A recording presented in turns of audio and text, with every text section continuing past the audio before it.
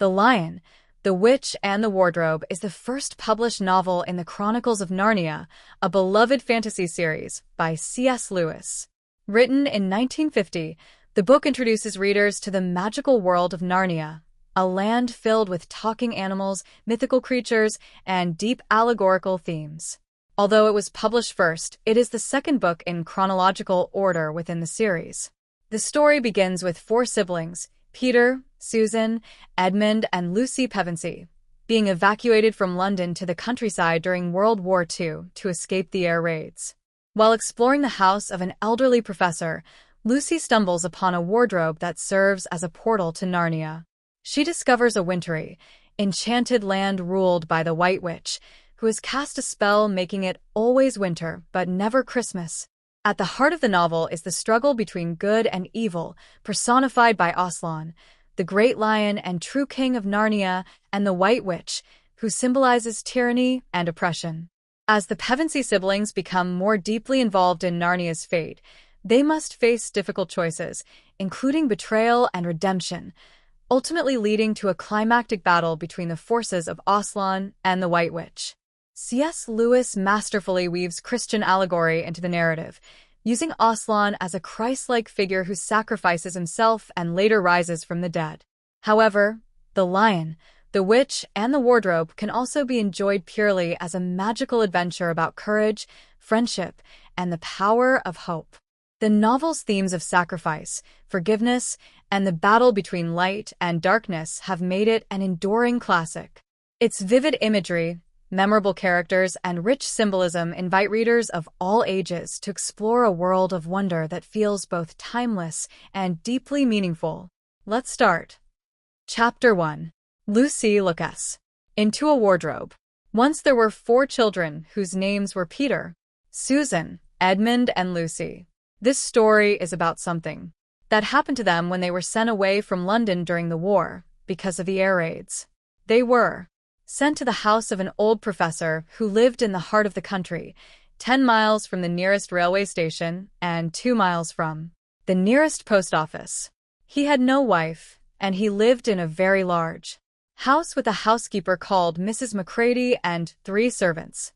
Their names were Ivy, Margaret, and Betty, but they do not come into the story much. He himself was a very old man with shaggy white hair which grew over most of his face as well as on his head, and they liked him almost at once, but on the first evening when he came out to meet them at the front door, he was so odd-looking that Lucy, who was the youngest, was a little afraid of him, and Edmund, who was the next youngest, wanted to laugh and had to keep on pretending he was blowing his nose to hide it. As soon as they had said good night to the professor and gone upstairs on the first night, the boys came into the girls' room, and they all talked it over. "We've fallen on our feet, and no mistake," said Peter. "This is going to be perfectly splendid. That old chap will let us do anything we like." "I think he's an old dear," said Susan. "Oh, come off it," said Edmund, who was tired and pretending not to be tired, which always made him bad-tempered. "Don't go on talking like that." "Like what?" said Susan. "And anyway, it's time you were in bed." "Trying to talk like mother," said Edmund. "And who are you to say when I'm to go to bed?" "Go to bed yourself." "Hadn't we all better go to bed?" said Lucy. "There's sure to be a row if we're heard talking here." "No, there won't," said Peter. "I tell you, this is the sort of house where no one's going to mind what we do. Anyway, they won't hear us. It's about 10 minutes' walk from here down to that dining room, and any amount of stairs and passages in between." "What's that noise?" said Lucy suddenly. It was a far larger house than she had ever been in before, and the thought of all those long passages and rows of doors leading into empty rooms was beginning to make her feel a little creepy. "It's only a bird, silly," said Edmund. "It's an owl," said Peter. "This is going to be a wonderful place for birds. I shall go to bed now. I say, let's go and explore tomorrow. You might find anything in a place like this. Did you see those mountains as we came along? And the woods? There might be eagles. There might be stags. There'll be hawks, badgers, said Lucy. "Foxes," said Edmund. "Rabbits," said Susan. But when next morning came, there was a steady rain falling so thick that when you looked out of the window, you could see neither the mountains nor the woods nor even the stream in the garden. "Of course it would be raining," said Edmund. They had just finished their breakfast with the professor and were upstairs in the room he had set apart for them, a long, low room with 2 windows looking out in one direction and 2 in another. "Do stop grumbling, Ed," said Susan. 10 to 1, it'll clear up in an hour or so. And, in the meantime, we're pretty well off. There's a wireless and lots of books." "Not for me," said Peter. "I'm going to explore in the house." Everyone agreed to this, and that was how the adventures began. It was the sort of house that you never seemed to come to the end of, and it was full of unexpected places. The first few doors they tried led only into spare bedrooms, as everyone had expected that they would. But soon they came to a very long room full of pictures, and there they found a suit of armor, and after that was a room all hung with green, with a harp in one corner. And then came 3 steps down and 5 steps up, and then a kind of little upstairs hall, and a door that led out onto a balcony, and then a whole series of rooms that led into each other, and were lined with books, most of them very old books, and some bigger than a Bible in a church. And shortly after that they looked into a room that was quite empty except for one big wardrobe, the sort that has a looking-glass in the door. There was nothing else in the room at all except a dead blue bottle on the windowsill. "Nothing there," said Peter, and they all trooped out again, all except Lucy. She stayed behind because she thought it would be worthwhile trying the door of the wardrobe, even though she felt almost sure that it would be locked. To her surprise, it opened quite easily, and 2 mothballs dropped out. Looking into the inside, she saw several coats hanging up, mostly long fur coats. There was nothing Lucy liked so much as the smell and feel of fur.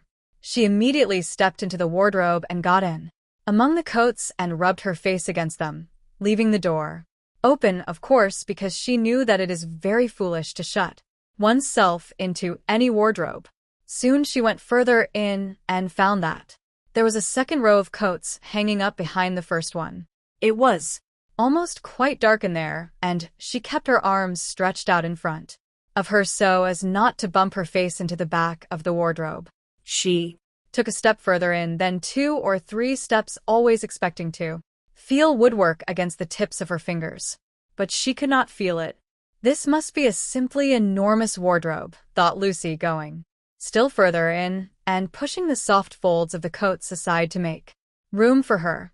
Then she noticed that there was something crunching under her feet.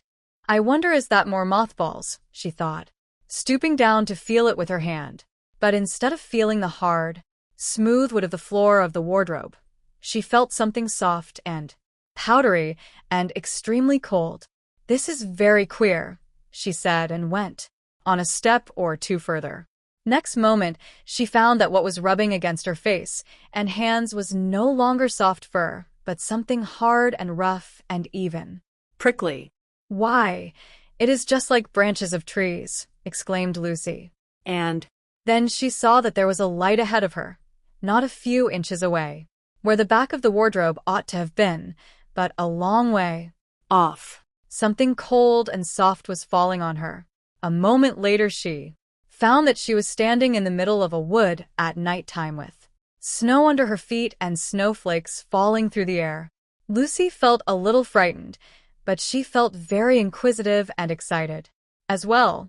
She looked back over her shoulder, and there, between the dark tree trunks, she could still see the open doorway of the wardrobe, and even catch a glimpse of the empty room from which she had set out. She had, of course, left the door open, for she knew that it is a very silly thing to shut oneself into a wardrobe. It seemed to be still daylight there. "I can always get back if anything goes wrong," thought Lucy. She began to walk forward, crunch crunch over the snow and through the wood towards the other light. In about 10 minutes she reached it and found it was a lamppost. As she stood, looking at it, wondering why there was a lamppost in the middle of a wood, and wondering what to do next, she heard a pitter-patter of feet coming towards her. And soon after that, a very strange person stepped out from among the trees into the light of the lamppost. He was only a little taller than Lucy herself, and he carried over his head an umbrella, white with snow. From the waist upwards he was like a man, but his legs were shaped like a goat's. The hair on them was glossy black, and instead of feet he had goat's hoofs. He also had a tail, but Lucy did not notice this at first because it was neatly caught up over the arm that held the umbrella so as to keep it from trailing in the snow. He had a red woolen muffler round his neck, and his skin was rather reddish too. He had a strange but pleasant little face, with a short pointed beard and curly hair, and out of the hair there stuck 2 horns, one on each side of his forehead. One of his hands, as I have said, held the umbrella. In the other arm he carried several brown paper parcels. What with the parcels and the snow, it looked just as if he had been doing his Christmas shopping. He was a fawn, and when he saw Lucy, he gave such a start of surprise that he dropped all his parcels. "Goodness gracious me!" exclaimed the fawn. Chapter 2. Whatlucy. Found there. "Good evening," said Lucy. But the fawn was so busy picking up its parcels that at first it did not reply. When it had finished, it made her a little bow. Good evening," said the fawn. "Excuse me. I don't want to be inquisitive, but should I be right in thinking that you are a daughter of Eve?" "My name's Lucy," said she, not quite understanding him. "But you are, forgive me, you're what they call a girl," said the fawn. "Of course I'm a girl," said Lucy. "You are in fact human?" "Of course I'm human," said Lucy, still a little puzzled. To be sure," said the fawn. "How stupid of me. But I've never seen a son of Adam or a daughter of Eve before. I am delighted. That is to say, dash," and then it stopped as if it had been going to say something it had not intended but had remembered in time. Delighted, it went on. "Allow me to introduce myself. My name is Tumnus." "I am very pleased to meet you, Mr. Tumnus," said Lucy. "And may I ask—" "Oh, Lucy, daughter of Eve," said Mr. Tumnus, "how you have come into Narnia?" "Narnia? What's that?" said Lucy. "This is the land of Narnia," said the fawn, "where we are now. All that lies between the lamppost and the great castle of Cair Paravelon, the Eastern Sea. And you have come from the wild woods of the West." I got in through the wardrobe in the spare room," said Lucy. "Ah," said Mr. Tumnus in a rather melancholy voice, "if only I had worked harder at geography when I was a little fawn, I should know all about those strange countries. It is too late now." "But they aren't countries at all," said Lucy, almost laughing. "It's only just back there, at least, I'm not sure. It is summer there. Meanwhile," said Mr. Tumnus, "it is winter in Narnia, and has been for ever so long, and we shall both catch cold if we stand here talking in the snow. Daughter of Eve from the far land of Spareroom, where eternal summer reigns around the bright city of Wardrobe. How would it be if you came and had tea with me?" "Thank you very much, Mr. Tumnus," said Lucy. "But I was wondering whether I ought to be getting back." "It's only just round the corner," said the fawn, "and there'll be a roaring fire, and toast and sardines and cake." "Well, it's very kind of you," said Lucy, "but I shan't be able to stay long." "If you will take my arm, daughter of Eve," said Mr. Tumnus, "I shall be able to hold the umbrella over both of us. That's the way. Now, off we go." And so Lucy found herself walking through the wood arm in arm with this strange creature, as if they had known one another all their lives. They had not gone far before they came to a place where the ground became rough, and there were rocks all about and little hills up and little hills down. At the bottom of one small valley, Mr. Tumnus turned suddenly aside, as if he were going to walk straight into an unusually large rock, but at the last moment Lucy found he was leading her into the entrance of a cave. As soon as they were inside, she found herself blinking in the light of a wood fire. Then Mr. Tumnus stooped and took a flaming piece of wood out of the fire with a neat little pair of tongs, and lit a lamp. "Now we shan't be long," he said, and immediately put a kettle on. Lucy thought she had never been in a nicer place.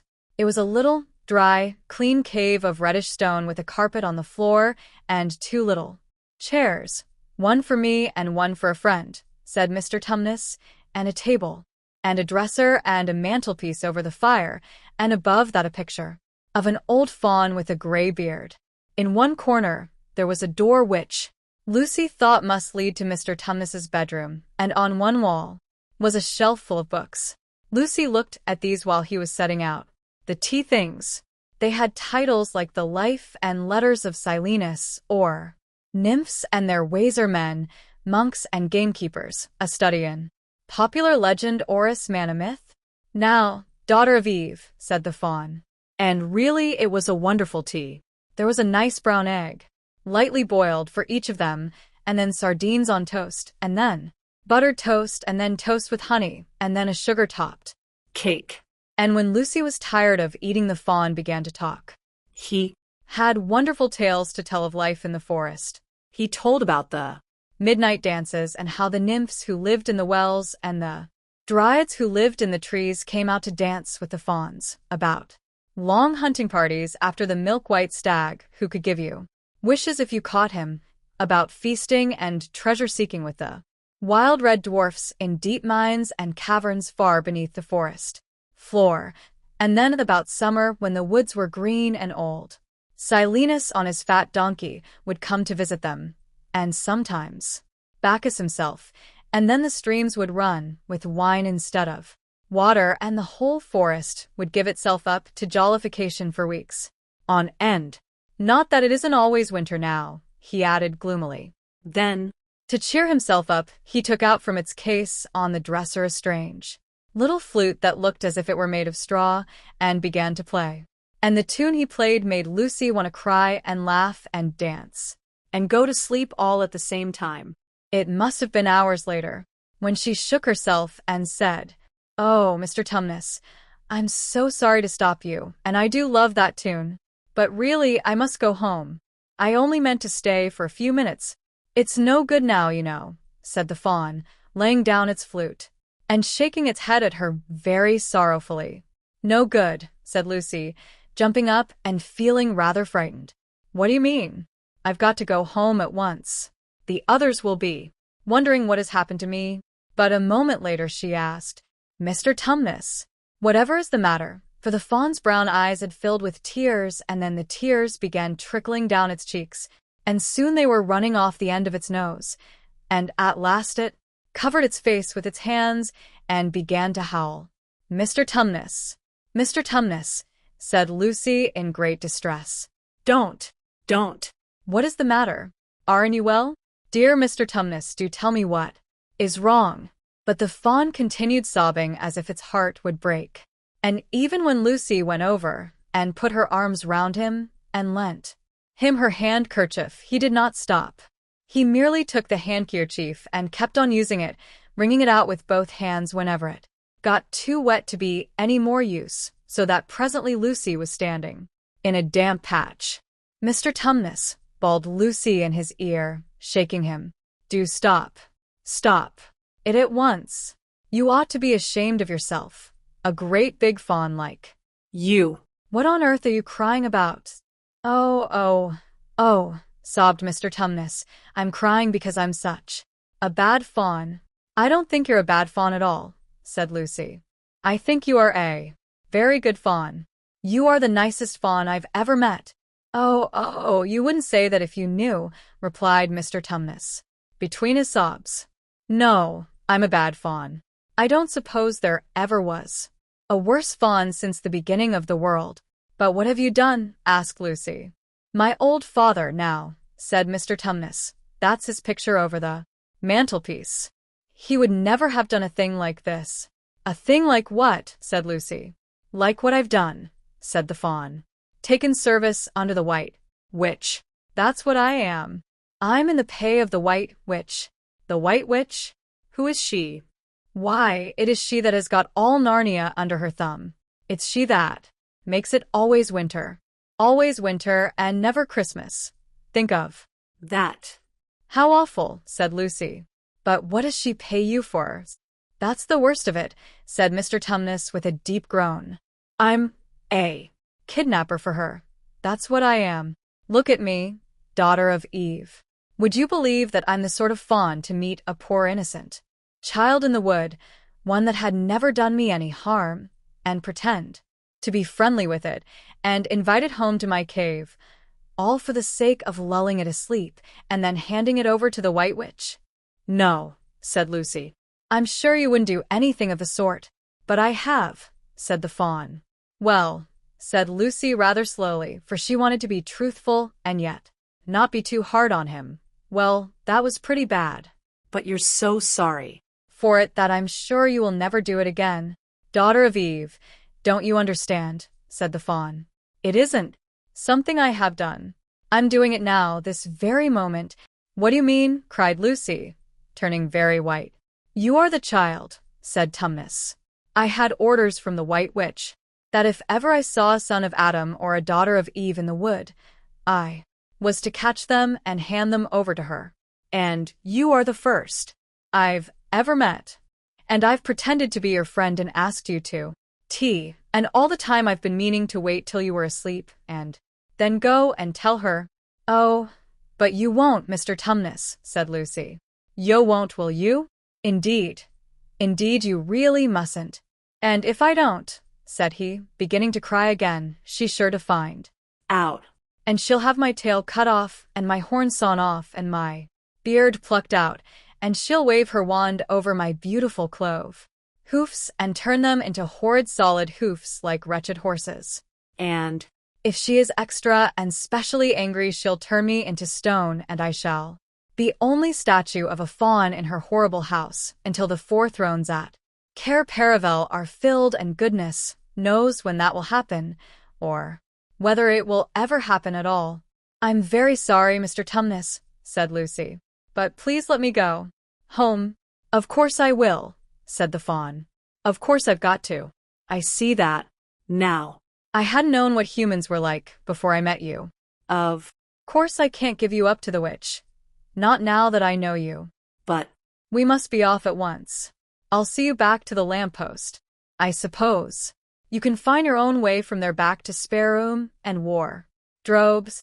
I'm sure I can, said Lucy. We must go as quietly as we can, said Mr. Tumnus. The whole wood is full of her spies. Even some of the trees are on her side. They both got up and left the tea things on the table, and Mr. Tumnus once more put up his umbrella and gave Lucy his arm, and they went out into the snow. The journey back was not at all like the journey to the fawn's cave. They stole along as quickly as they could, without speaking a word, and Mr. Tumnus kept to the darkest places.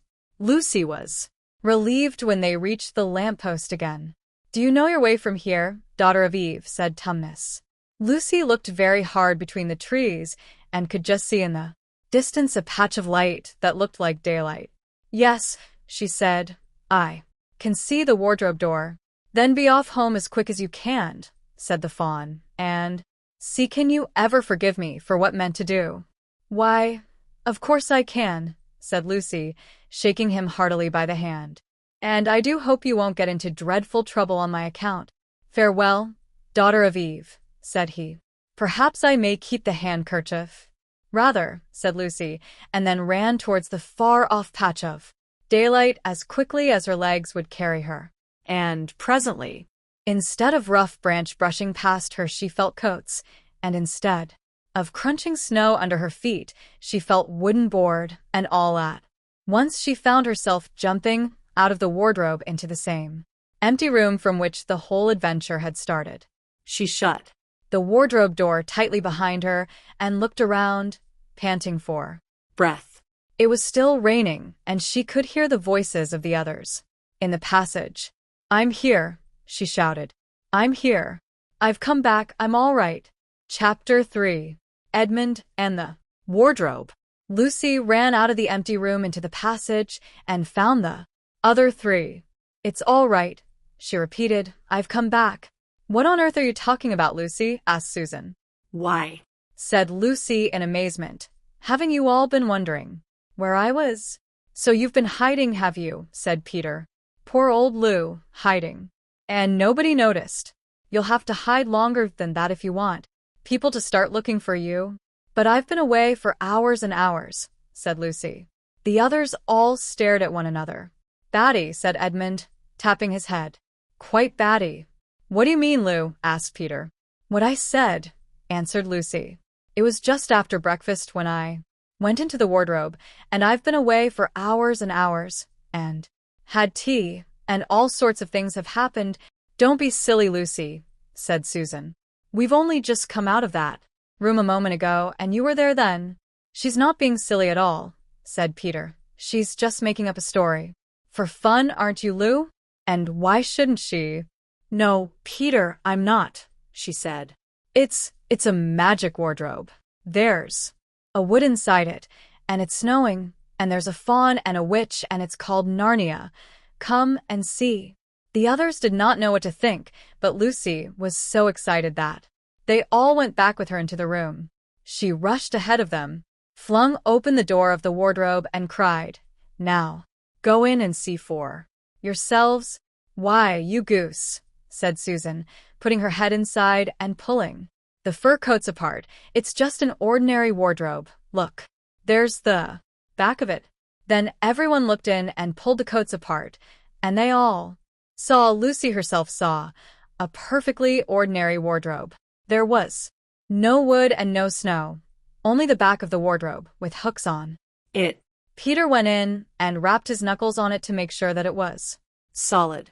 a jolly good hoax, Lou, he said as he came out again. You have really taken us in, I must admit.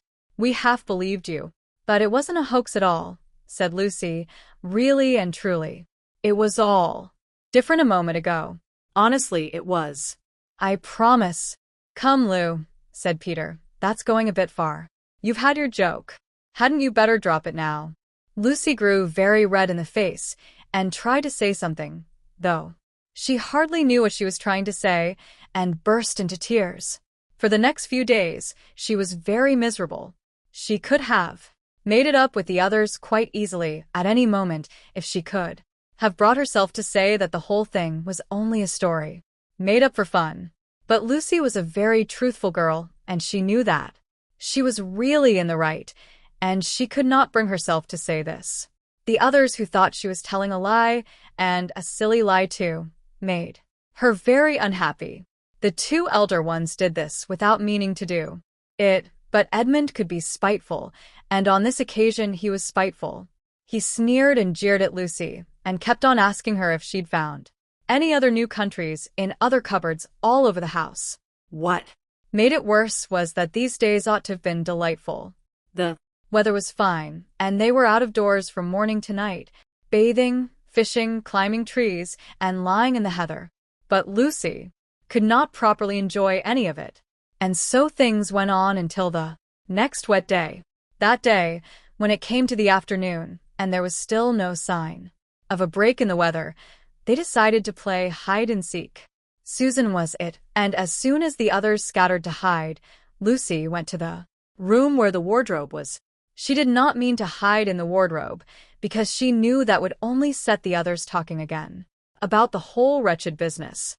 But she did want to have one more look inside it, for by this time she was beginning to wonder herself whether Narnia and the faun had not been a dream. The house was so large and complicated and full of hiding places that she thought she would have time to have one look into the wardrobe and then hide somewhere else. But as soon as she reached it, she heard steps in the passage outside, and then there was nothing for it but to jump into the wardrobe and hold the door closed behind her.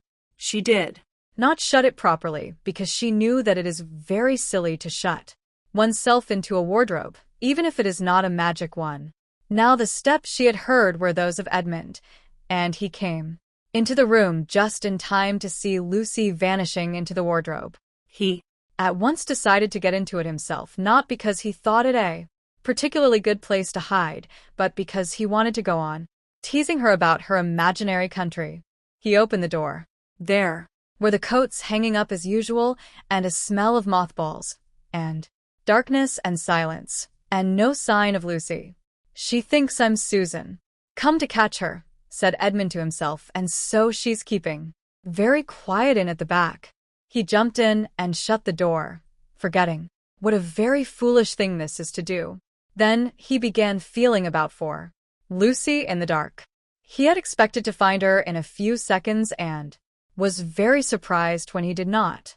He decided to open the door again and let in some light, but he could not find the door either. He didn't like this at all and began groping wildly in every direction.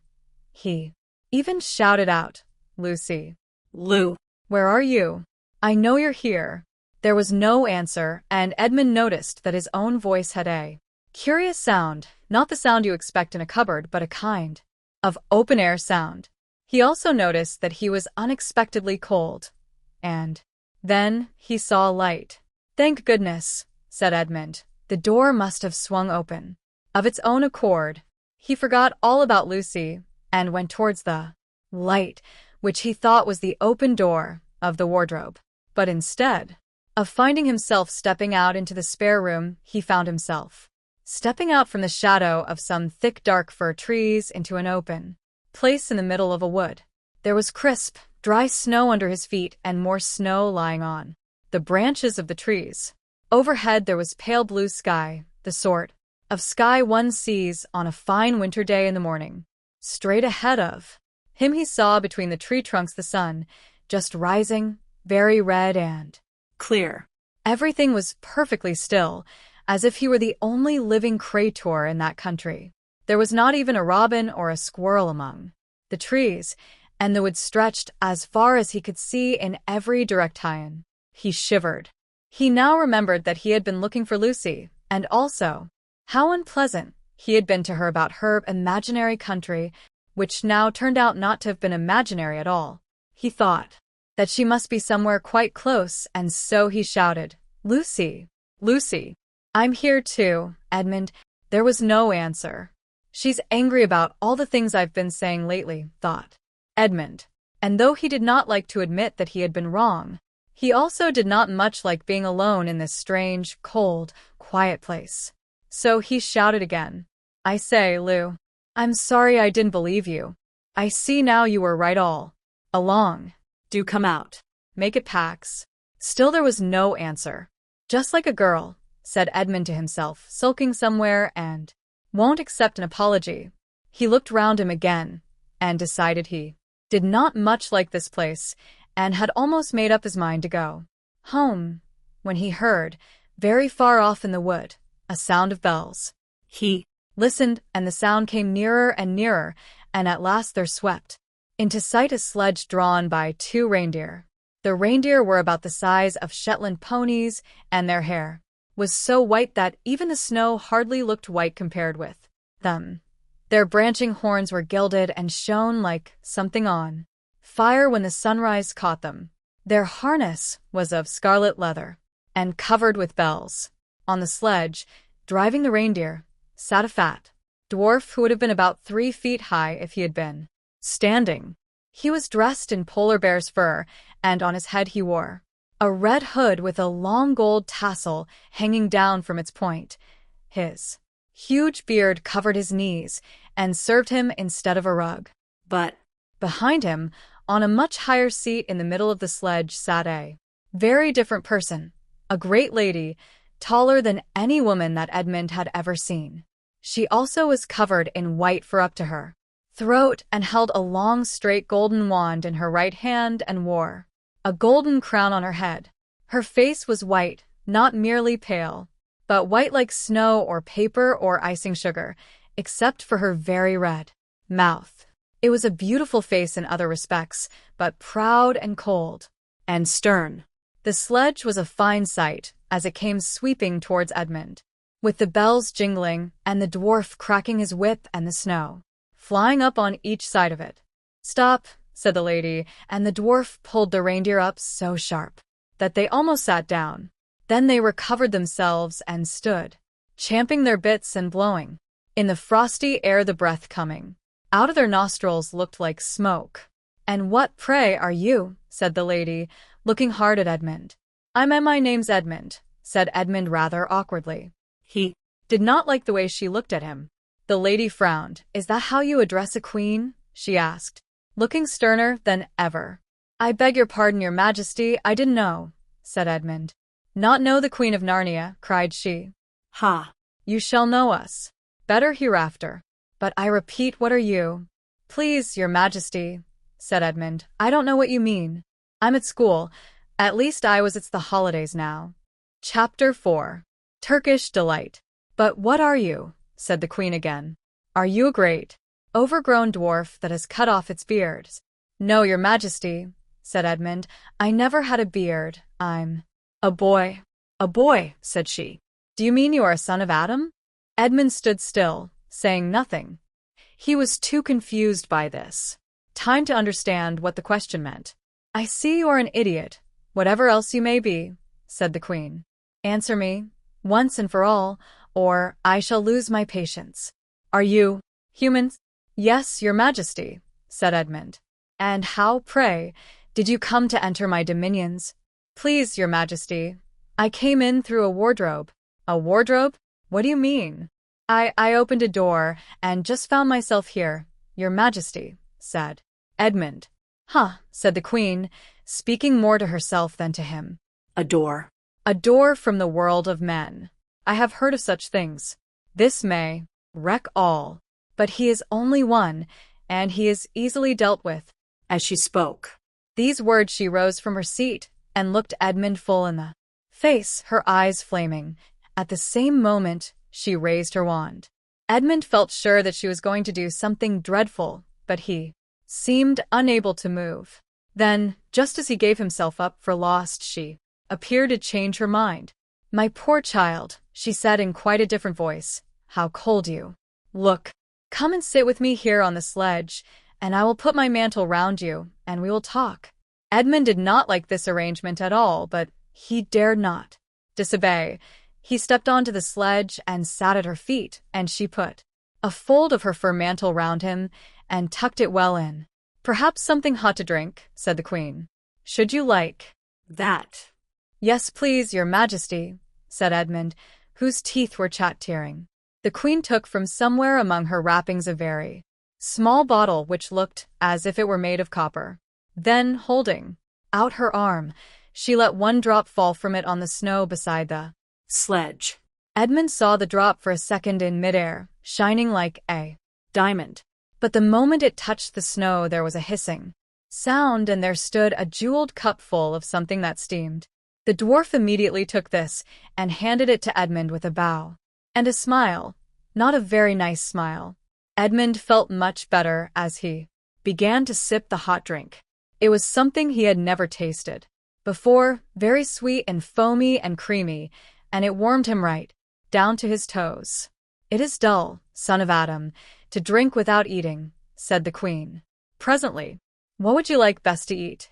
"Turkish Delight, please, your majesty," said Edmund.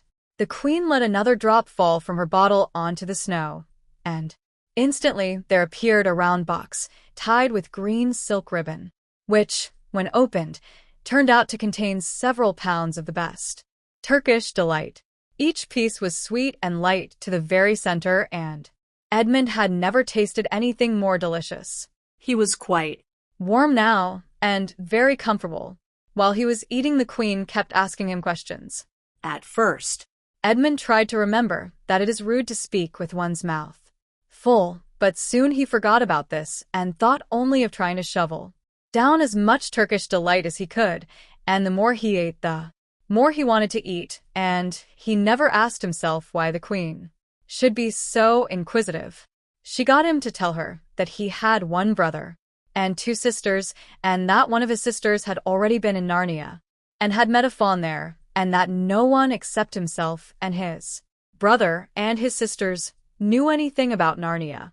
She seemed especially interested in the fact that there were 4 of them and kept on coming back to it. "You're sure there are just 4 of you?" she asked. 2 sons of Adam and 2 daughters of Eve, neither more nor less," and Edmund, with his mouth full of Turkish Delight, kept on. saying, "Yes, I told you that before," and forgetting to call her Your Majesty, but she didn't seem to mind now. At last the Turkish delight was all finished, and Edmund was looking very hard at the empty box and wishing that she would ask him whether he would like some more. Probably the Queen knew quite well what he was thinking, for she knew, though Edmund did not, that this was enchanted Turkish delight, and that anyone who had once tasted it would want more and more of it, and would, even if they were allowed, go on eating it till they killed themselves. But she did not offer him any more.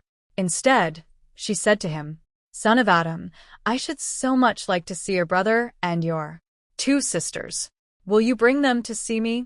"I'll try," said Edmund, still looking at the empty box.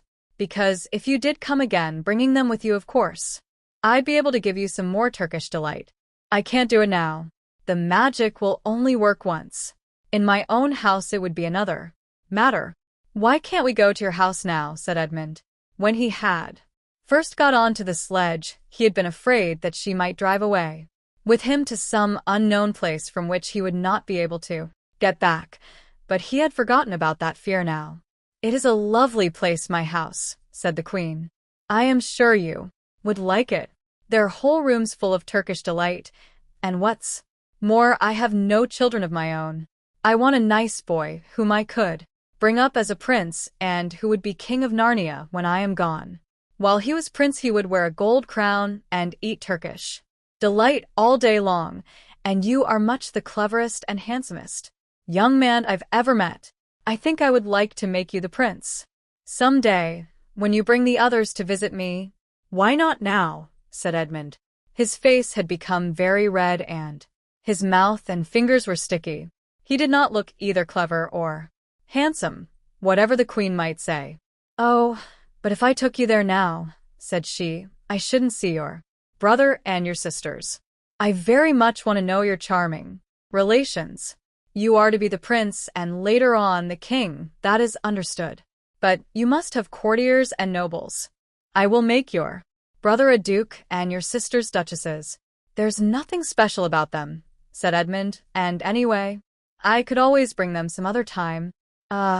But once you were in my house," said the Queen, "you might forget all about them. You would be enjoying yourself so much that you wouldn't want the bother of going to fetch them." No. "You must go back to your own country now, and come to me another day with them, you understand. It is no good coming without them." "But I don't even know the way back to my own country," pleaded Edmund. "That's easy," answered the Queen. "Do you see that lamp?" She pointed with her wand, and Edmund turned and saw the same lamppost under which Lucy had met the fawn. "Straight on beyond. That is the way to the world of men. And now look the other way." Here she pointed in the opposite direction, "and tell me if you can see 2 little hills rising above the trees." "I think I can," said Edmund. "Well, my house is between those 2 hills. So next time you come, you have only to find the lamppost and look for those 2 hills, and walk through the wood till you reach my house. But remember, you must bring the others with you. I might have to be very angry with you if you came alone." "I'll do my best," said Edmund. "And, by the way," said the Queen, "you needn't tell them about me. It would be fun to keep it a secret between us 2, wouldn't it? Make it a surprise for them. Just bring them along to the 2 hills. A clever boy like you will easily think of some excuse for doing that, and when you come to my house you could just say, 'Let's see who lives here,' or something like that. I am sure that would be best. If your sister has met one of the fawns, she may have heard strange stories about me, nasty stories that might make her afraid to come to me. Fawns will say anything, you know. And now Dash." "Please, please," said Edmund suddenly. "Please, couldn't I have just one piece of Turkish delight to eat on the way home?" "No, no," said the Queen with a laugh. "You must wait till next time." While she spoke, she signaled to the dwarf to drive on, but as the sledge swept away out of sight, the Queen waved to Edmund, calling out, next time, don't forget. Come soon." Edmund was still staring after the sledge when he heard someone calling his own name, and looking round he saw Lucy coming towards him from another part of the wood. "Oh, Edmund," she cried. "So you've got in too. Isn't it wonderful? And now dash." "All right," said Edmund. "I see you were right, and it is a magic wardrobe after all. I'll say I'm sorry if you like. But where on earth have you been all this time? I've been looking for you everywhere." "If I'd known you had gotten, I'd have waited for you," said Lucy, who was too happy and excited to notice how snappishly Edmund spoke, or how flushed and strange his face was. "I've been having lunch with dear Mr. Tumnus the Fawn, and he's very well, and the White Witch has done nothing to him for letting me go, so he thinks she can't have found out, and perhaps everything is going to be all right after all." "The White Witch," said Edmund. "Who's she?" "She is a perfectly terrible person," said Lucy. She calls herself the "Queen of Narnia, though she has no right to be queen at all, and all the fauns and dryads and naiads and dwarfs and animals, at least all the good ones, simply hate her. And she can turn people into stone and do all kinds of horrible things. And she has made a magic so that it is always winter in Narnia, always winter, but it never gets to Christmas. And she drives about on a sledge, drawn by reindeer, with her wand in her hand, and a crown on her head." Edmund was already feeling uncomfortable from having eaten too many sweets, and when he heard that the lady he had made friends with was a dangerous, which he felt even more uncomfortable. But he still wanted to taste that Turkish delight again more than he wanted anything else. "Who told you all that stuff about the White Witch?" he asked. "Mr. Tumnus the Fawn," said Lucy. "You can't always believe what fawns say," said Edmund, trying to sound as if he knew far more about them than Lucy. "Who said so?" asked Lucy. "Everyone knows it," said Edmund. "Ask anybody you like." "But it's pretty poor sport standing here in the snow. Let's go home." "Yes, let's," said Lucy. "Oh, Edmund, I am glad you got in too. The others will have to believe in Narnia now that both of us have been there. What fun it will be." But Edmund secretly thought that it would not be as good fun for him as for her. He would have to admit that Lucy had been right before all the others, and he felt sure the others would all be on the side of the fawns and the animals, but he was already more than half on the side of the witch.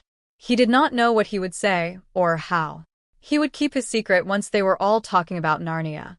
By this time they had walked a good way.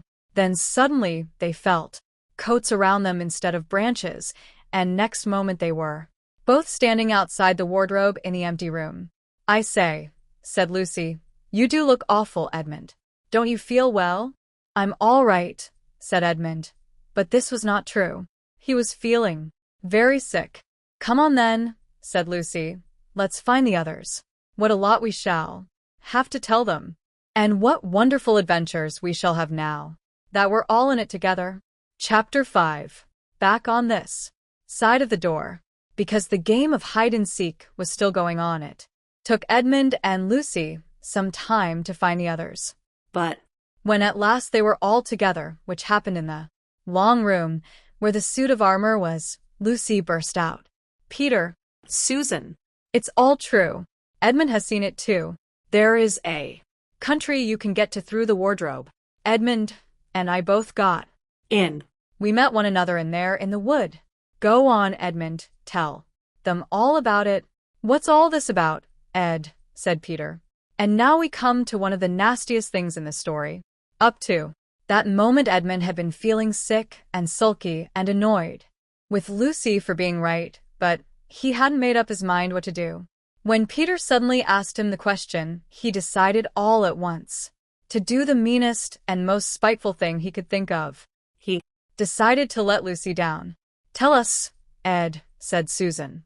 And Edmund gave a very superior look, as if he were far older than Lucy. There was really only a year's difference, and then a little snigger, and said, "Oh, yes, Lucy and I have been playing pretending that all her story about a country in the wardrobe is true. Just for fun. Of course, there's nothing there really." Poor Lucy gave Edmund one look and rushed out of the room. Edmund, who was becoming a nastier person every minute, thought that he had scored a great success, and went on at once to say, "There. She goes again. What's the matter with her? That's the worst of young kids, they always dash." "Look here," said Peter, turning on him savagely. "Shut up. You've been perfectly beastly to Lou ever since she started this nonsense about the wardrobe, and now you go playing games with her about it, and setting her off again. I believe you did it simply out of spite." "But it's all nonsense," said Edmund, very taken aback. "Of course it's all nonsense," said Peter. "That's just the point. Lou was perfectly all right when we left home, but since we've been down here, she seems to be either going queer in the head or else turning into a most frightful liar. But whichever it is, what good do you think you'll do by jeering and nagging at her one day and encouraging her the next?" I thought, said Edmund, but he couldn't think of anything to say. "You didn't think anything at all," said Peter. "It's just spite. You've always liked being beastly to anyone smaller than yourself. We've seen that at school before now." "Do stop it," said Susan. "It won't make things any better having a row between you two. Let's go and find Lucy." It was not surprising that when they found Lucy, a good deal later, everyone could see that she had been crying. Nothing they could say to her made any difference. She stuck to her story and said, "I don't care what you think, and I don't care what you say. You can tell the professor, or you can write to Mother, or you can do anything you like. I know I've met a fawn in there, and I wish I'd stayed there. And you are all beasts. It was an unpleasant evening.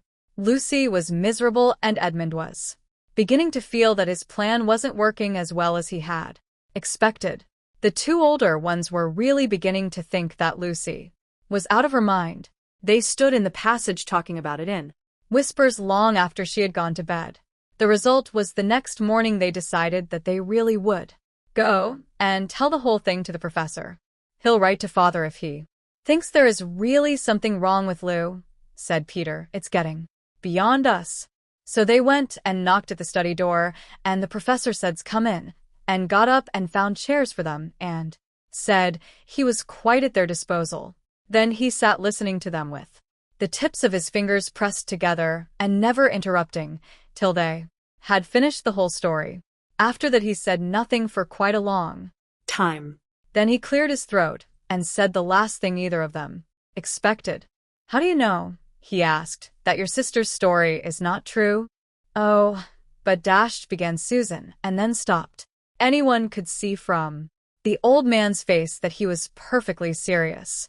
Then Susan pulled herself together and said, "But Edmund said they had only been pretending." "That is a point," said the professor, "which certainly deserves consideration. Very careful consideration. For instance, if you will excuse me for asking the question, does your experience lead you to regard your brother or your sister as the more reliable? I mean, which is the more truthful?"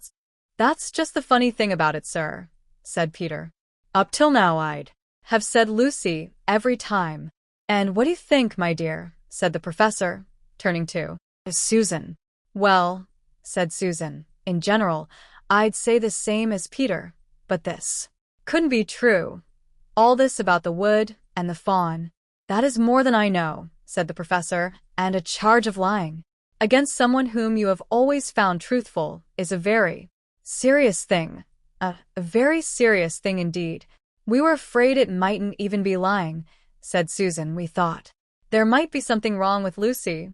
"Madness, you mean," said the professor quite coolly. "Oh, you can make your minds easy about that. One has only to look at her and talk to her to see that she is not mad." "But then," said Susan and stopped.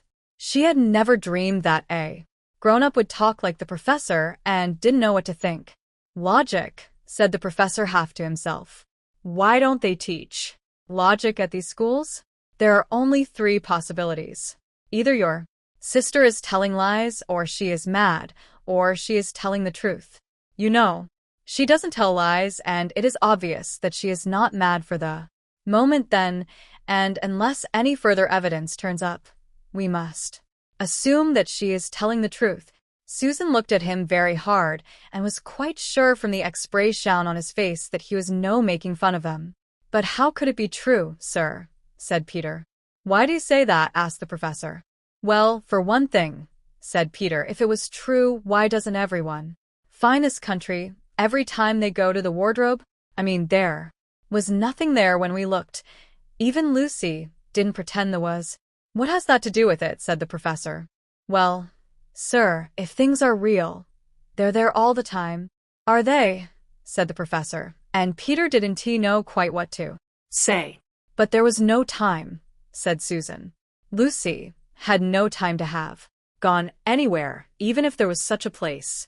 She came running after us the very moment we were out of the room. It was less than a minute, and she pretended to have been away for hours. That is the very thing that makes her story so likely to be true, said the professor. If there really a door in this house that leads to some other world, and I should warn you that this is a very strange house, and even I know very little about it. If, I say, she had got into another world, I should not be at a surprise to find that the other world had a separate time of its own, so that however long you stay there, it would never take up any of our time. On the other hand, I don't think many girls of her age would invent that idea for themselves. If she had been pretending, she would have hidden for a reasonable time before coming out and telling her story. But do you really mean, sir, said Peter, that there could be other worlds all over the place, just round a corner, like that? Nothing is more probable, said the professor, taking off his spectacles and beginning to polish them, while he muttered to himself, I wonder what they teach them at these schools. But what are we to do? Said Susan. She felt that the conversation was beginning to get off the point. My dear young lady, said the professor, suddenly looking up with a very sharp expression at both of them, there is one plan which no one has yet suggested, and which is well worth trying.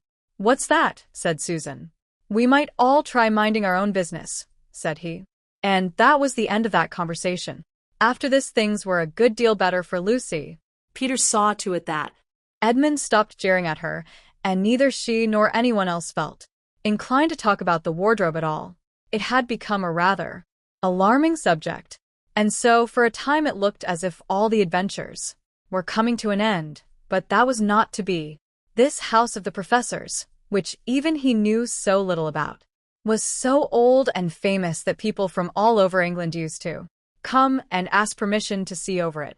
It was the sort of house that is mentioned in guidebooks and even in histories, and well it might be, for all manner of stories were told about it, some of them even stranger than the one I am telling you now.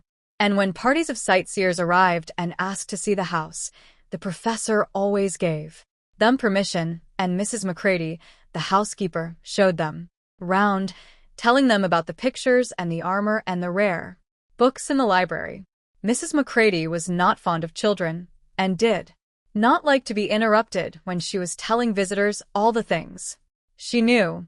She had said to Susan and Peter almost on the first morning, along with a good many other instructions, and please remember you're to keep out of the way whenever I'm taking a party over the house, just as if any of us would want to waste half the morning trailing round with a crowd of strange grown-ups, said Edmund, and the other three thought the same.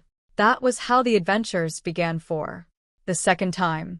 A few mornings later, Peter and Edmund were looking at the suit of armor and wondering if they could take it to bits when the two girls rushed into the room and said, Look out! Here comes the Macready, and a whole gang with her.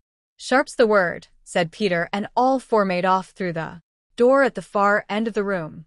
But when they had got out into the green room and beyond it into the library, they suddenly heard voices ahead of them and realized that Mrs. Macready must be bringing her party of sightseers up the back stairs instead of up the front stairs as they had expected. And after that, whether it was that they lost their heads, or that Mrs. Macready was trying to catch them, or that some magic in the house had come to life and was chasing them into Narnia, they seemed to find themselves being followed everywhere, until at last Susan said, Oh, bother those trippers. Here. Let's get into the wardrobe room till they've passed. No one will Follow us in there. But the moment they were inside, they heard the voices in the passage, and then someone fumbling at the door, and then they saw the handle turning. Quick, said Peter, there's nowhere else, and flung open the wardrobe. All four of them bundled inside it and sat there, panting in the dark. Peter held the door closed but did not shut it, for, of course, he remembered, as every sensible person does, that you should never shut yourself up in a wardrobe. Chapter 6. Into the Forest. I wish the McCready would hurry up and take all these people away, said Susan presently. I'm getting horribly cramped. And what a filthy smell of camphor, said Edmund. I expect the pockets of these coats are full of it, said Susan, too. Keep away the moths. There's something sticking into my back, said Peter. And isn't it cold, said Susan. Now that you mention it, it is cold, said Peter. And hang it all, it's wet too. What's the matter with this place? I'm sitting on something. Wet. It's getting wetter every minute. He struggled to his feet. Let's get out, said Edmund. They've gone. Oh, said Susan suddenly, and everyone asked her what was the matter. I'm sitting against a tree, said Susan. And look, it's getting light. Over there. By Jove, you're right, said Peter. And look there and there. It's trees all round. And this wet stuff is snow. Why, I do believe we've got into Lucy's wood after all. And now there was no mistaking it, and all four children stood, blinking in the daylight of a winter day. Behind them were coats, hanging on pegs. In front of them were snow-covered trees. Peter turned at once to Lucy. I apologize for not believing you, he said. I'm sorry. Will you shake hands? Of course, said Lucy, and did. And now, said Susan, what do we do next? Do, said Peter. Why, go and explore the wood, of course. Ugh, said Susan, stamping her feet. It's pretty cold. What about putting on some of these coats? They're not ours, said Peter doubtfully. I am sure nobody would mind, said Susan. It isn't as if we wanted to take them out of the house. We shan't take them even out of the wardrobe. I never thought of that, Sue, said Peter. Of course, now you put it that way, I see. No one could say you had bagged a coat as long as you leave it in the wardrobe where you found it. And I suppose this whole country is in the wardrobe. They immediately carried out Susan's very sensible plan. The coats were rather too big for them, so that they came down to their heels and looked more like royal robes than coats when they had put them on. But they all felt a good deal warmer, and each thought the others looked better in their new get-up and more suitable to the landscape. We can pretend we are Arctic explorers, said Lucy. This is going to be exciting enough without pretending, said Peter, as he began leading the way forward into the forest. There were heavy, darkish clouds overhead, and it looked as if there might be more snow before night. I say, began Edmund presently, oughtn't we to be bearing a bit more to the left, that is, if we are aiming for the lamppost? He had forgotten for the moment that he must pretend never to have been in the wood before. The moment the words were out of his mouth, he realized that he had given himself away. Everyone stopped, everyone stared at him. Peter whistled. So you really were here, he said. That time Lou said she'd met you in here, and you made out she was telling lies. There was a dead silence. Well, of all the poisonous little beasts, dash, said Peter, and shrugged his shoulders, and said no more. There seemed, indeed, no more to say, and presently the four resumed their journey. But Edmund was saying to himself, I'll pay you all out for this, you pack of stuck-up, self-satisfied prigs. Where are we going anyway? Said Susan, chiefly for the sake of changing the subject. I think Lou ought to be the leader, said Peter. Goodness knows she deserves it. Where will you take us, Lou? What about going to see Mr. Tumnus? Said Lucy. He's the nice faun I told you about. Everyone agreed to this, and off they went, walking briskly and stamping their feet. Lucy proved a good leader. At first she wondered whether she would be able to find the way, but she recognized an odd-looking tree on one place and a stump in another, and brought them on to where the ground became uneven and into the little valley, and at last to the very door of Mr. Tumnus's cave. But there a terrible surprise awaited them. The door had been wrenched off its hinges and broken to bits. Inside, the cave was dark and cold and had the damp feel and smell of a place that had not been lived in for several days. Snow had drifted in from the doorway and was heaped on the floor, mixed with something black, which turned out to be the charred sticks and ashes from the fire. Someone had apparently flung it about the room and then stamped it out. The crockery lay smashed on the floor, and the picture of the fawn's father had been slashed into shreds with a knife. "This is a pretty good washout," said Edmund. "Not much good. Coming here." "What is this?" said Peter, stooping down. He had just noticed a piece of paper which had been nailed through the carpet to the floor. "Is there anything written on it?" asked Susan. "Yes, I think there is," answered Peter, "but I can't read it in this light. Let's get out into the open air."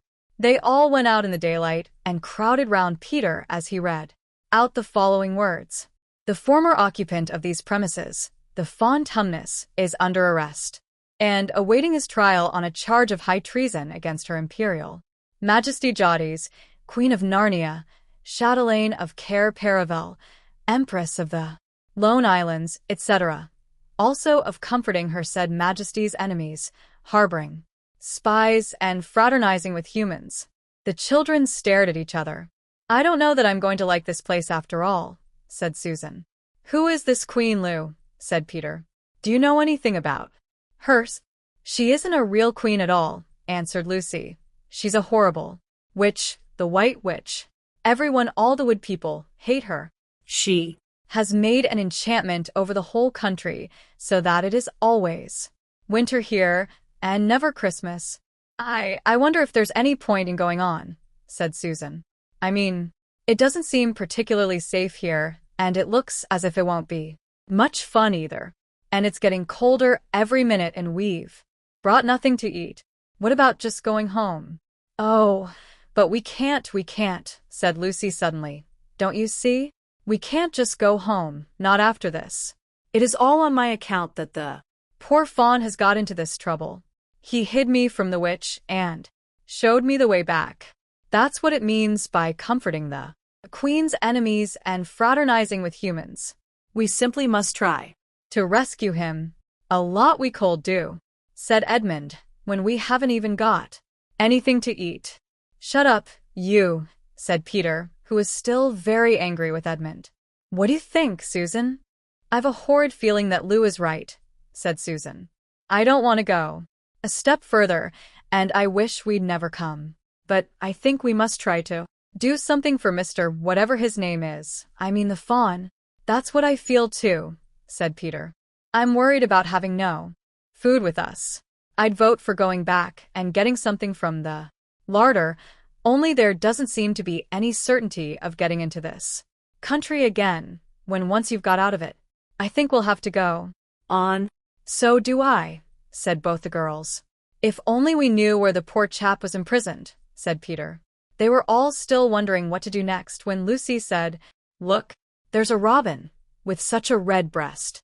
It's the first bird I've seen here. I say, I wonder, can birds talk in Narnia? It almost looks as if it wanted to say something to us." Then she turned to the robin and said, "Please, can you tell us where Tumnus the fawn has been taken to?" As she said this, she took a step towards the bird. It at once flew away, but only as far as to the next tree. There it perched and looked at them very hard, as if it understood all they had been saying. Almost without noticing that they had done so, the 4 children went a step or 2 nearer to it. At this the robin flew away again to the next tree and once more looked at them very hard. You couldn't have found a robin with a redder chest or a brighter eye. "Do you know," said Lucy, "I really believe he means us to follow him." "I've an idea he does," said Susan. "What do you think, Peters?" "Well, we might as well try it," answered Peter. The robin appeared to understand the matter thoroughly. It kept going from tree to tree, always a few yards ahead of them, but always so near that they could easily follow it. In this way it led them on, slightly downhill, Wherever the robin alighted, a little shower of snow would fall off the branch. Presently the clouds parted overhead, and the winter sun came out, and the snow all around them grew dazzlingly bright. They had been traveling in this way for about half an hour with the two girls in front, when Edmund said to Peter, "If you're not still too high and mighty to talk to me, I've something to say which you'd better listen to." "What is it?" asked Peter. Hush. "Not so loud," said Edmund. "There's no good frightening the Girls. But have you realized what we're doing?" "What?" said Peter, lowering his voice to a whisper. "We're following a guide we know nothing about." "How do we know which side that bird is on? Why shouldn't it be leading us into a trap?" "That's a nasty idea." "Still, a robin, you know. They're good birds. In all the stories I've ever read, I'm sure a robin wouldn't be on the wrong side. It comes to that, which is the right side." "How do we know that?" "The fawns are in the right, and the queen, yes, I know we've been told she's a witch, is in the wrong. We don't really know anything About either. The fawn saved Lucy." He say did. "But how do we know? And there's another thing, too. Has anyone the least idea of the way home from here?" "Great Scott," said Peter. "I hadn't thought of that." "And no chance of dinner either," said Edmund. Chapter 7. A Day with the Beavers. While the two boys were whispering behind, both the girls suddenly cried, "Oh," and stopped. "The robin," cried Lucy. "The robin. It's flown away." And so it had, right out of sight. "And now what are we to do?" said Edmund, giving Peter a look, which was as much as to say, "What did I tell you?" "Look," said Susan.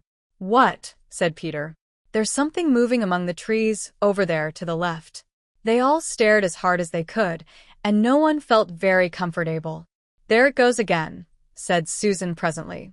"I saw it that time too," said Peter. "It's still there. It's just gone. Behind that big tree." "What is it?" asked Lucy, trying very hard not to sound nervous. "Whatever it is," said Peter, "it's dodging us. It's something that doesn't want to be seen." "Let's go home," said Susan. And then, though nobody said it out loud, everyone suddenly realized the same fact that Edmund had whispered to Peter at the end of the last chapter. They were lost. "What's it like?" said Lucy. It's a kind of animal," said Susan. "And then look. Quick. There it is." They all saw at this time a whiskered furry face which had looked out at them from behind a tree. But this time it didn't immediately draw back. Instead, the animal put its paw against its mouth, just as humans put their finger on their lips when they are signaling to you to be quiet. Then it disappeared again. The children all stood holding Their breath. A moment later the stranger came out from behind the tree, glanced all round as if it were afraid someone was watching, said hush, made signs to them to join it in the thicker bit of wood where it was standing, and then once more disappeared. "I know what it is," said Peter. "It's a beaver. I saw the tail. It wants us to go to it," said Susan, "and it is warning us not to make a noise." "I know," said Peter. "The question is, are we to go to it or not?" What do you think, Lou? "I think it's a nice beaver," said Lucy. "Yes, but how do we know?" said Edmund. "Shan't we have to risk it?" said Susan. "I mean, it's no good just standing here, and I feel I want some dinner." At this moment the beaver again popped its head out from behind the tree and beckoned earnestly to them. "Come on," said Peter. "Let's give it a try. All keep close together. We ought to be a match for one beaver if it turns out to be an enemy." So the children all got close together and walked up to the tree and in behind it, and there, sure enough, they found the beaver, but it still drew back, saying to them in a hoarse, throaty whisper, "Further in. Come further in. Right in here. We're not safe in the open." Only when it had led them into a dark spot where 4 trees grew so close together that their boughs met, and the brown earth and pine needles could be seen underfoot because no snow had been able to fall there, did it begin to talk to them. "Are you the sons of Adam and the daughters of Eve?" it said. "We're some of them," said Peter.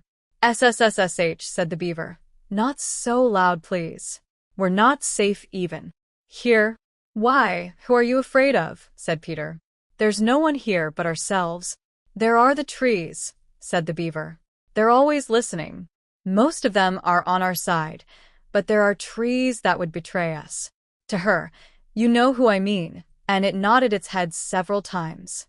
If it comes to talking about sides, said Edmund, how do we know? You're a friend. Not meaning to be rude, Mr. Beaver, added Peter, but you see, we're strangers. Quite right, said the beaver. Here is my token. With these words it held up to them a little white object. They all looked at it in surprise, till suddenly Lucy said, Oh, of course. It's my handkerchief, the one I gave to poor Mr. Tumnus. That's right, said the beaver. Poor fellow, he got wind of the arrest before it actually happened and handed this over to me. He said that if anything happened to him, I must meet you here and take you on to Here the beaver's voice sank into silence, and it gave one or two very mysterious nods, then signaling to the children to stand as close around it as they possibly could, so that their faces were actually tickled by its whiskers. It added in a low whisper, They say Aslan is on the move, perhaps has already landed. And now a very curious thing happened. None of the children knew who Aslan was any more than you do, but the moment the beaver had spoken these words, everyone felt quite different. Perhaps it has sometimes happened to you in a dream that someone says something which you don't understand, but in the dream it feels as if it had some enormous meaning, either a terrifying one which turns the whole dream into a nightmare, or else a lovely meaning too lovely to put into words, which makes the dream so beautiful that you remember it all your life and are always wishing you could get into that dream again. It was like that now. At the name of Aslan, each one of the children felt something jump in its inside. Edmund felt a sensation of mysterious horror. Peter felt suddenly brave and adventurous. Susan felt as if some delicious smell or some delightful strain of music had just floated by her. And Lucy got the feeling you have when you wake up in the morning and realize that it is the beginning of the holidays or the beginning of summer. And what about Mr. Tumnus? Said Lucy. Where is he? SSSSH, said the beaver. Not here. I must bring you where we can have a real talk, and also dinner. No one except Edmund felt any difficulty about trusting the beaver now, and everyone, including Edmund, was very glad to hear the word dinner. They therefore all hurried along behind their new friend, who led them at a surprisingly quick pace, and always in the thickest parts of the forest for over an hour. Everyone was feeling very tired and very hungry when suddenly the trees began to get thinner in front of them, and the ground to fall steeply downhill. A minute later they came out. Under the open sky, the sun was still shining, and found themselves looking down on a fine sight. They were standing on the edge of a steep, narrow valley at the bottom of which ran, at least it would have been running if it hadn't been frozen, a fairly large river. Just below them a dam had been built across this river, and when they saw it, everyone suddenly remembered that of course beavers are always making dams, and felt quite sure that Mr. Beaver had made this one. They also noticed that he now had a sort of modest expression on his face, the sort of look people have when you are visiting a garden they've made or reading a story they've written. So it was only common politeness when Susan said, "What a lovely dam," and Mr. Beaver didn't say, "Hush," this time, but merely a trifle, and it isn't really finished. Above the dam there was what ought to have been a deep pool but was now, of course, a level floor of dark green ice. And below the dam, much lower down, was more ice, but instead of being smooth this was all frozen into the foamy and wavy shapes in which the water had been rushing along at the very moment when the frost came, and where the water had been trickling over and spurting through the dam there was now a glittering wall of icicles, as if the side of the dam had been covered all over with flowers and wreaths and festoons of the purest sugar. And out in the middle and partly on top of the dam was a funny little house shaped rather like an enormous beehive, and from a hole In the roof smoke was going up, so that when you saw it, especially if you were hungry, you at once thought of cooking and became hungrier than you were before. That was what the others chiefly noticed, but Edmund noticed something else. A little lower, down the river, there was another small river which came down another small valley to join it. And looking up that valley, Edmund could see two small hills, and he was almost sure they were the two hills which the white witch had pointed out to him when he parted from her at the lamp-post that other day. And then, between them, he thought, must be her palace, only a mile off or less. And he thought about Turkish delight and about being a king, and I wonder how Peter will like that, he asked himself, and horrible ideas came into his head. Here we are, said Mr. Beaver, and it looks as if Mrs. Beaver is expecting us. I'll lead the way, but be careful and don't slip. The top of the dam was wide enough to walk on, though not for humans, a very nice place to walk because it was covered with ice. And though the frozen pool was level with it on one side, there was a nasty drop to the lower river on the other. Along this route Mr. Beaver led them in single file right out to the middle, where they could look a long way up the river and a long way down it. And when they had reached the middle, they were at the door of the house. Here we are, Mrs. Beaver, said Mr. Beaver. I've found them. Here are the sons and daughters of Adam and Eve, and they all went in. The first thing Lucy noticed as she went in was a burring sound, and the first thing she saw was a kind-looking old she-beaver sitting in the corner with a thread in her mouth working busily at her sewing machine, and it was from it that the sound came. She stopped her work and got up as soon as the children came in. So you've come at last, she said, holding out both her wrinkled old paws. At last. To think that ever I should live to see this day. The potatoes are on boiling and the kettle's singing, and I dare say, Mr. Beaver, you'll get us some fish. That I will, said Mr. Beaver, and he went out of the house. Peter went with him, and across the ice of the deep pool to where he had a little hole in the ice which he kept open every day with his hatchet. They took a pail with them.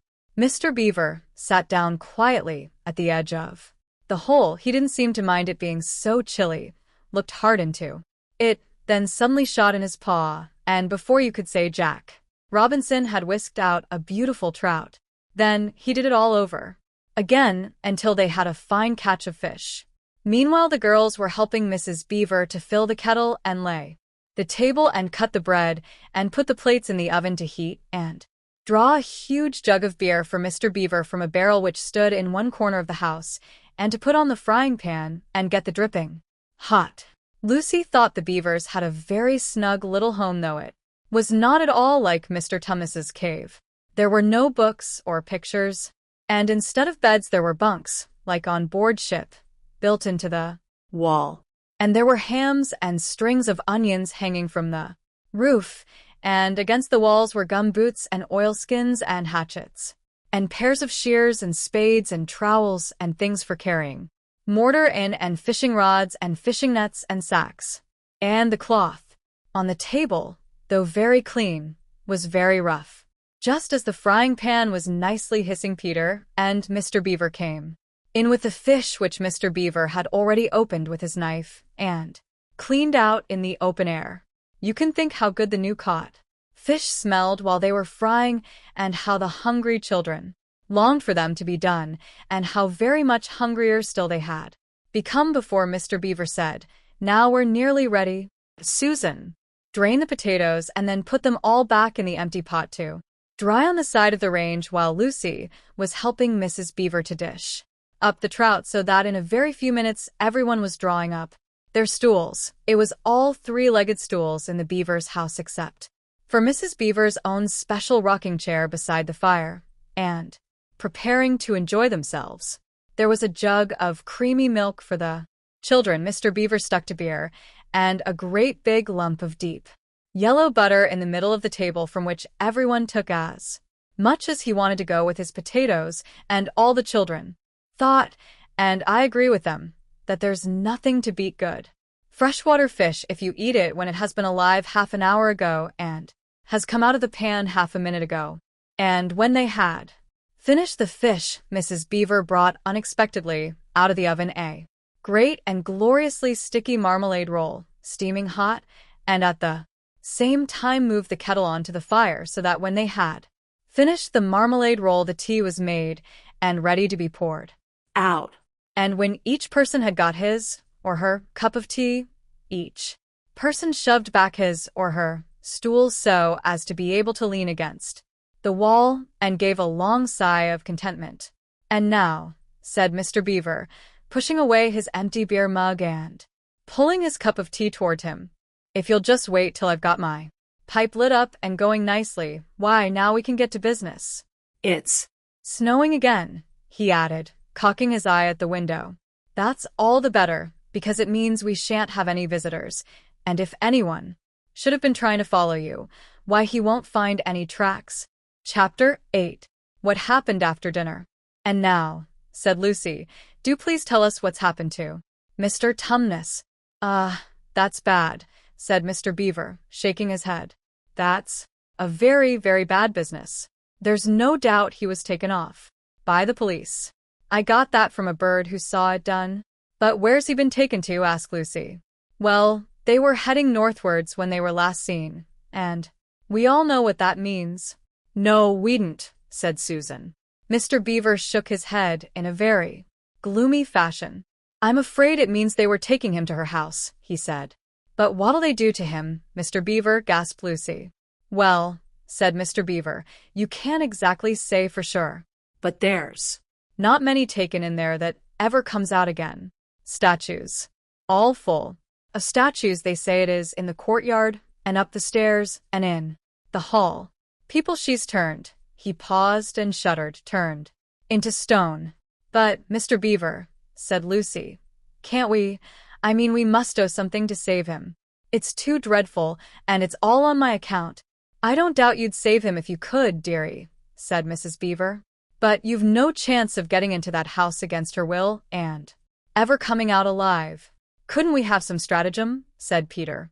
"I mean, couldn't we dress up as something or pretend to be, peddlers or anything? Or watch till she was gone out? Or, hang it all, there must be some way. This fawn saved my sister at his own risk, Mr. Beaver. We Can't just leave him to have that done to him. It's no good, son of Adam," said Mr. Beaver. "No good you're trying. Of all people. But now that Aslan is on the move, dash." Oh, yes. "Tell us about Aslan," said several voices at once. For once again, that strange feeling, like the first signs of spring, like good news, had come over them. "Who is Aslan?" asked Susan. "Aslan," said Mr. Beaver. "Why, don't you know? He's the king. He's the lord of the whole wood, but not often here, you understand. Never. In my time, or my father's time. But the word has reached us that he has come back. He is in Narnia at this moment. He'll settle the White Queen all right. It is he, not you, that will save Mr. Tumnus." "She won't turn him into stone too," said Edmund. "Lord love you, son of Adam, what a simple thing to say," answered Mr. Beaver with a great laugh. "Turn him into stone? If she can stand on her 2 feet and look him in the face, it'll be the most she can do. And more than I expect of her. No, no. He'll put all to rights, as it says in an old rhyme in these parts. Wrong will be right when Aslan comes in sight. At the sound of his roar, sorrows will be no more. When he bares his teeth, winter meets its death. And when he shakes his mane, we shall have spring again. You'll understand when you see him." "But shall we see him?" asked Susan. "Why, daughter of Eve, that's what I brought you here for. I'm to lead you where you shall meet him," said Mr. Beaver. "Is he a man?" asked Lucy. "Aslan a man," said Mr. Beaver sternly. "Certainly not. I tell you he is the king of the wood and the son of the great emperor beyond the sea. Don't you know who is the king of beasts? Aslan is a lion. The great lion." "Ooh," said Susan. "I'd thought he was a man. Is he quite safe?" "I shall feel rather nervous about meeting a lion." "That you will, dearie, and no mistake," said Mrs. Beaver. "If there's Anyone who can appear before Aslan without their knees knocking, they're either braver than most or else just silly. Then he isn't safe, said Lucy. Safe, said Mr. Beaver. Don't you hear what Mrs. Beaver tells you? Who said anything about safe? Course he isn't safe. But he's good. He's the king, I tell you. I'm longing to see him, said Peter, even if I do feel frightened. When it comes to the point. That's right, son of Adam, said Mr. Beaver, bringing his paw down on the table with a crash that made all the cups and saucers rattle. And so you shall. Word has been sent that you are to meet him. Tomorrow if you can at the stone table. Where's that? Said Lucy. I'll show you, said Mr. Beaver. It's down the river, a good step from here. I'll take you to it. But meanwhile, what about poor Mr. Tumnus? Said Lucy. The quickest way you can help him is by going to meet Aslan, said Mr. Beaver. Once he's with us, then we can begin doing things. Not that we don't need you to, for that's another of the old rhymes. When Adam's flesh and Adam's bone sits at Cair Paravel enthroned, the evil time will be over and done. So things must be drawing near their end now. He's come, and you've come. We've heard of Aslan coming into these parts before, long ago, nobody can say when, but there's never been any of your race here before. That's what I don't understand, Mr. Beaver, said Peter. I mean, isn't the witch herself humans? She'd like us to believe it, said Mr. Beaver, and it's on that she bases her claim to be queen. But she's no daughter of Eve. She comes of your father Adam's. Here Mr. Beaver bowed. Your father Adam's first wife. Her they called Lilith. And she was one of the jinn. That's what she comes from on one side. And on the other she comes of the giants. No, there isn't a drop of real human blood in the witch. That's why she's bad all through, Mr. Beaver, said Mrs. Beaver. True enough, Mrs. Beaver, replied he. There may be two views about humans, meaning no offense to the present company. But there's no two views about things that look like humans and aren't. I've known good dwarfs, said Mrs. Beaver. So now you come to speak of it, said her husband, but precious few, and they were the ones least like men. But in general, take my advice when you meet anything that's going to be human, and isn't yet, or used to be human once, and isn't now, or ought to be human and isn't, you keep your eyes on it and feel for your hatchet. And that's why the witch is always on the lookout for any humans in Narnia. She's been watching for you this many a year, and if she knew there were 4 of you, she'd be more dangerous still. What's that to do with it? Asked Peter. Because of another prophecy, said Mr. Beaver. Down at Cair Paravel, that's the castle on the sea coast down at the mouth of this river, which ought to be the capital of the whole country if all was as it should be. Down at Cair Paravel there are 4 thrones, and it's a saying in Narnia time out of mind that when 2 sons of Adam and 2 daughters of Eve sit in those 4 thrones, then it will be the end, not only of the White Witch's reign but of her life, and that is why we had to be so cautious as we came along, for if she knew about you, for your lives wouldn't be worth a shake of my whiskers. All the children had been attending so hard to what Mr. Beaver was telling them that they had noticed nothing else for a long time. Then, during the moment of silence that followed his last remark, Lucy suddenly said, I say, where's Edmund?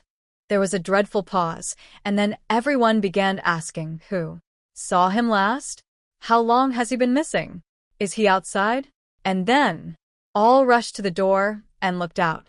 The snow was falling thickly and steadily. The green ice of the pool had vanished under a thick white blanket, and from where the little house stood in the center of the dam, you could hardly see either bank.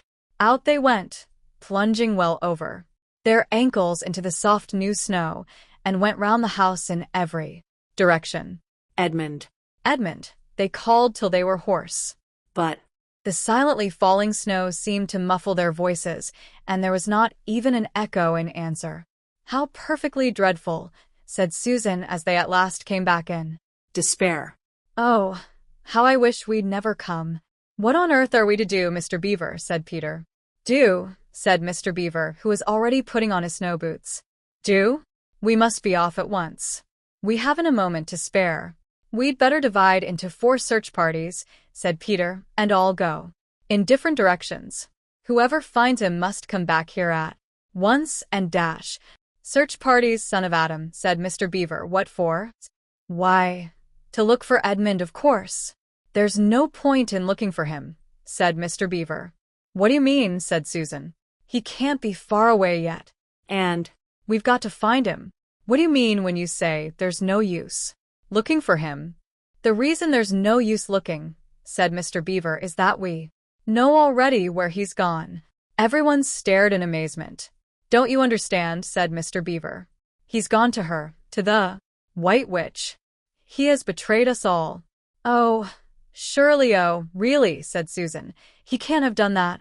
Can't he? Said Mr. Beaver, looking very hard at the 3 children. And everything they wanted to say died on their lips, for each felt suddenly quite certain inside that this was exactly what Edmund had done. But will he know the way? Said Peter. Has he been in this country before? Asked Mr. Beaver. Has he ever been here alone? Yes, said Lucy, almost in a whisper. I'm afraid he has. And did he tell you what he'd done or who he'd met? Well, no, he didn't, said Lucy. Then mark my words, said Mr. Beaver. He has already met the White Witch and joined her side, and been told where she lives. I didn't like to mention it before, he being your brother and all, but the moment I set eyes on that brother of yours, I said to myself, treacherous. He had the look of one who has been with the witch and eaten her food. You can always tell them if you've lived long in Narnia. Something about their eyes. All the same, said Peter in a rather choking sort of voice, we'll still have to go and look for him. He is our brother after all, even if he is rather a little beast. And he's only a kid. Go to the witch's house, said Mrs. Beaver. Don't you see that the only chance of saving either him or yourselves is to keep away from her? How do you mean? Said Lucy. Why, all she wants is to get all 4 of you. She's thinking all the time of those 4 thrones at Cair Paravel. Once you were all 4 inside her house, her job would be done, and there'd be 4 new statues in her collection before you'd had time to speak. But she'll keep him alive as long as he's the only one she's got, because she'll want to use him as a decoy, as bait to catch the rest of you with. Oh, can Noon help us? Wailed Lucy. Only Aslan, said Mr. Beaver. We must go on and meet him. That's our only chance now. It seems to me, my dears, said Mrs. Beaver, that it is very important to know just when he slipped away. How much he can tell her depends on how much he heard. For instance, had we started talking of Aslan before he left? If not, then we may do very well, for she won't know that Aslan has come to Narnia, or that we are meeting him, and will be quite off her guard as far as that is concerned. I don't remember his being here when we were talking about Aslan. Began Peter, but Lucy interrupted him. Oh yes, he was, she said miserably. Don't you remember it was he who asked whether the witch couldn't turn Aslan into stone too? So he did, by Jove, said Peter.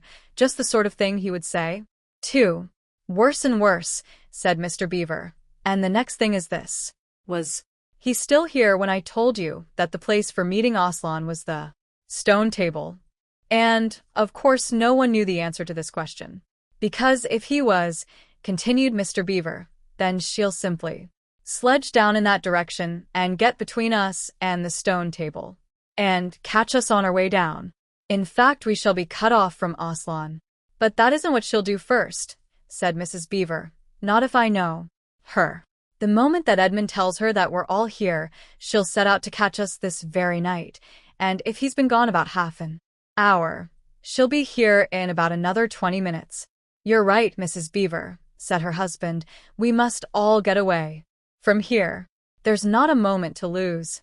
Chapter 9. In the Witch's House. And now, of course, you want to know what had happened to Edmund. He had eaten his share of the dinner, but he hadn't really enjoyed it because he was thinking all the time about Turkish delight, and there's nothing that spoils the taste of good ordinary food half so much as the memory of bad magic food. And he had heard the conversation and hadn't enjoyed it much either. because he kept on thinking that the others were taking no notice of him and trying to give him the cold shoulder. They weren't, but he imagined it.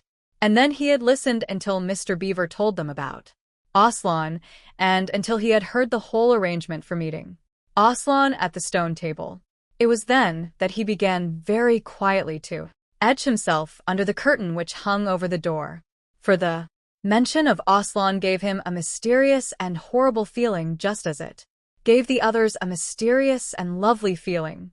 Just as Mr. Beaver had been repeating the rhyme about Adam's flesh and Adam's bone, Edmund had been very quietly turning the door handle, and just before Mr. Beaver had begun telling them that the white witch wasn't really human at all, but half a djinn and half a giantess, Edmund had got outside into the snow and cautiously closed the door behind him.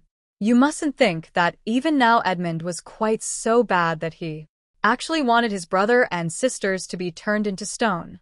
He did want Turkish delight and to be a prince and later a king and to pay Peter out for calling him a beast. As for what the witch would do with the others, he didn't want her to be particularly nice to them. Certainly not to put them on the same level as himself, but he managed to believe, or to pretend he believed, that she wouldn't do anything very bad to them, because, he said to himself, all these people who say nasty things about her are her enemies, and probably half of it isn't true. She was jolly nice to me anyway, much nicer than they are. I expect she is the rightful queen, really. Anyway, she'll be better than that awful Aslan. At least, that was the excuse he made in his own mind for what he was doing. It wasn't a very good excuse, however, for deep down inside him, he really knew that the white witch was bad and cruel. The first thing he realized when he got outside and found the snow falling all round him was that he had left his coat behind in the beaver's house. And, of course, there was no chance of going back to Get it now. The next thing he realized was that the daylight was almost gone, for it had been nearly 3 o'clock when they sat down to dinner, and the winter days were short. He hadn't reckoned on this, but he had to make the best of it. So he turned up his collar and shuffled across the top of the dam. Luckily, it wasn't so slippery since the snow had fallen to the far side of the river. It was pretty bad when he reached the far side. It was growing darker every minute, and what with that and the snowflakes swirling all round him, he could hardly see 3 feet ahead. And then, too, there was no road. He kept slipping into deep drifts of snow and skidding on frozen puddles and tripping over fallen tree trunks and sliding down steep banks and barking his shins against rocks till he was wet and cold and bruised all over. The silence and the loneliness were dreadful. In fact, I really think he might have given up the whole plan and gone back and owned up and made friends with the others if he hadn't happened to say to himself, when I'm king of Narnia, the first thing I shall do will be to make some decent roads.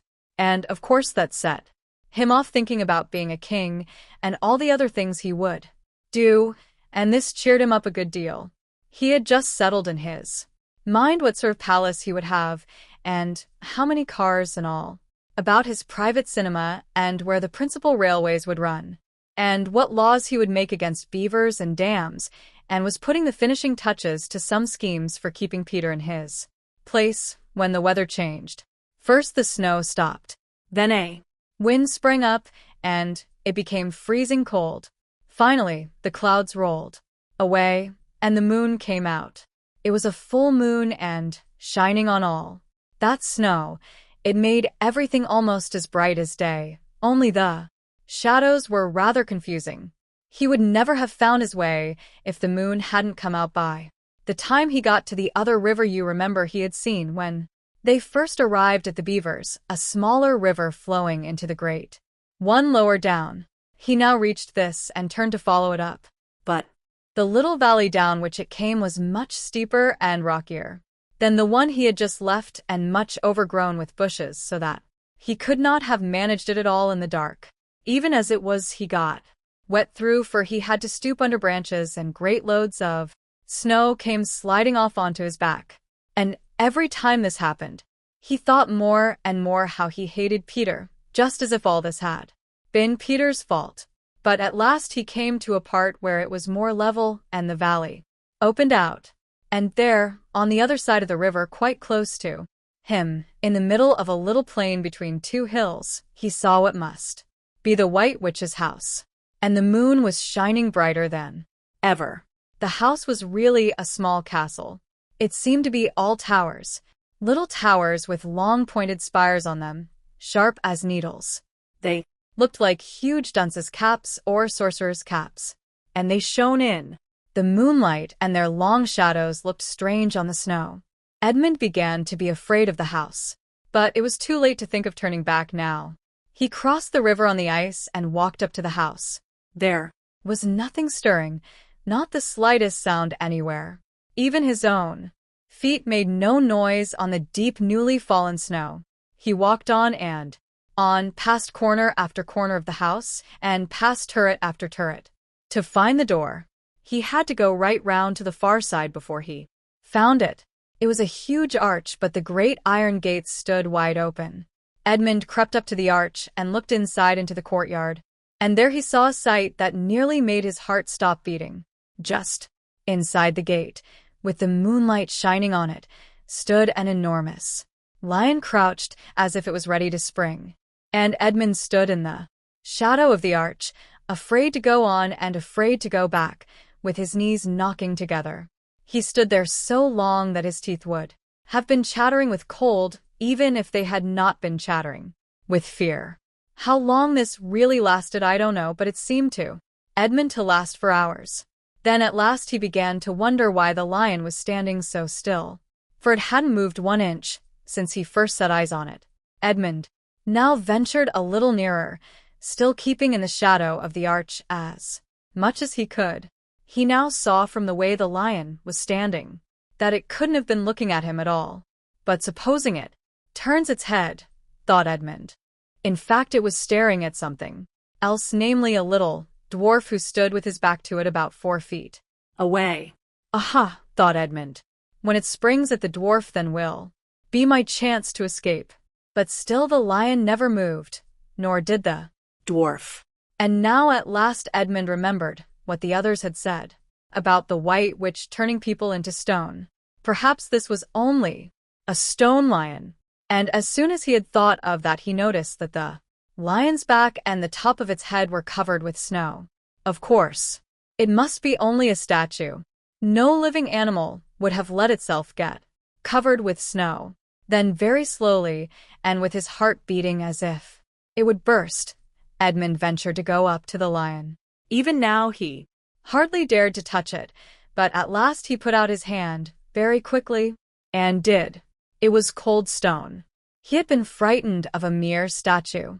The relief which Edmund felt was so great that in spite of the cold, he suddenly got warm all over, right down to his toes, and at the same time there came into his head what seemed a perfectly lovely idea.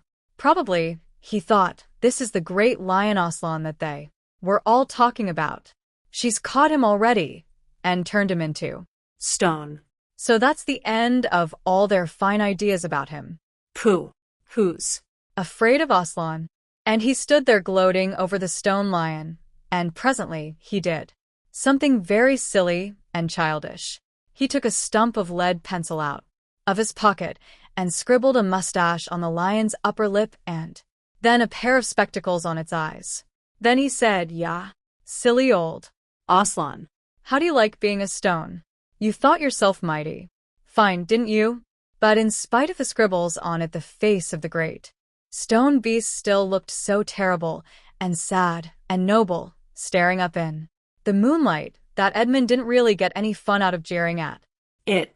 He turned away and began to cross the courtyard.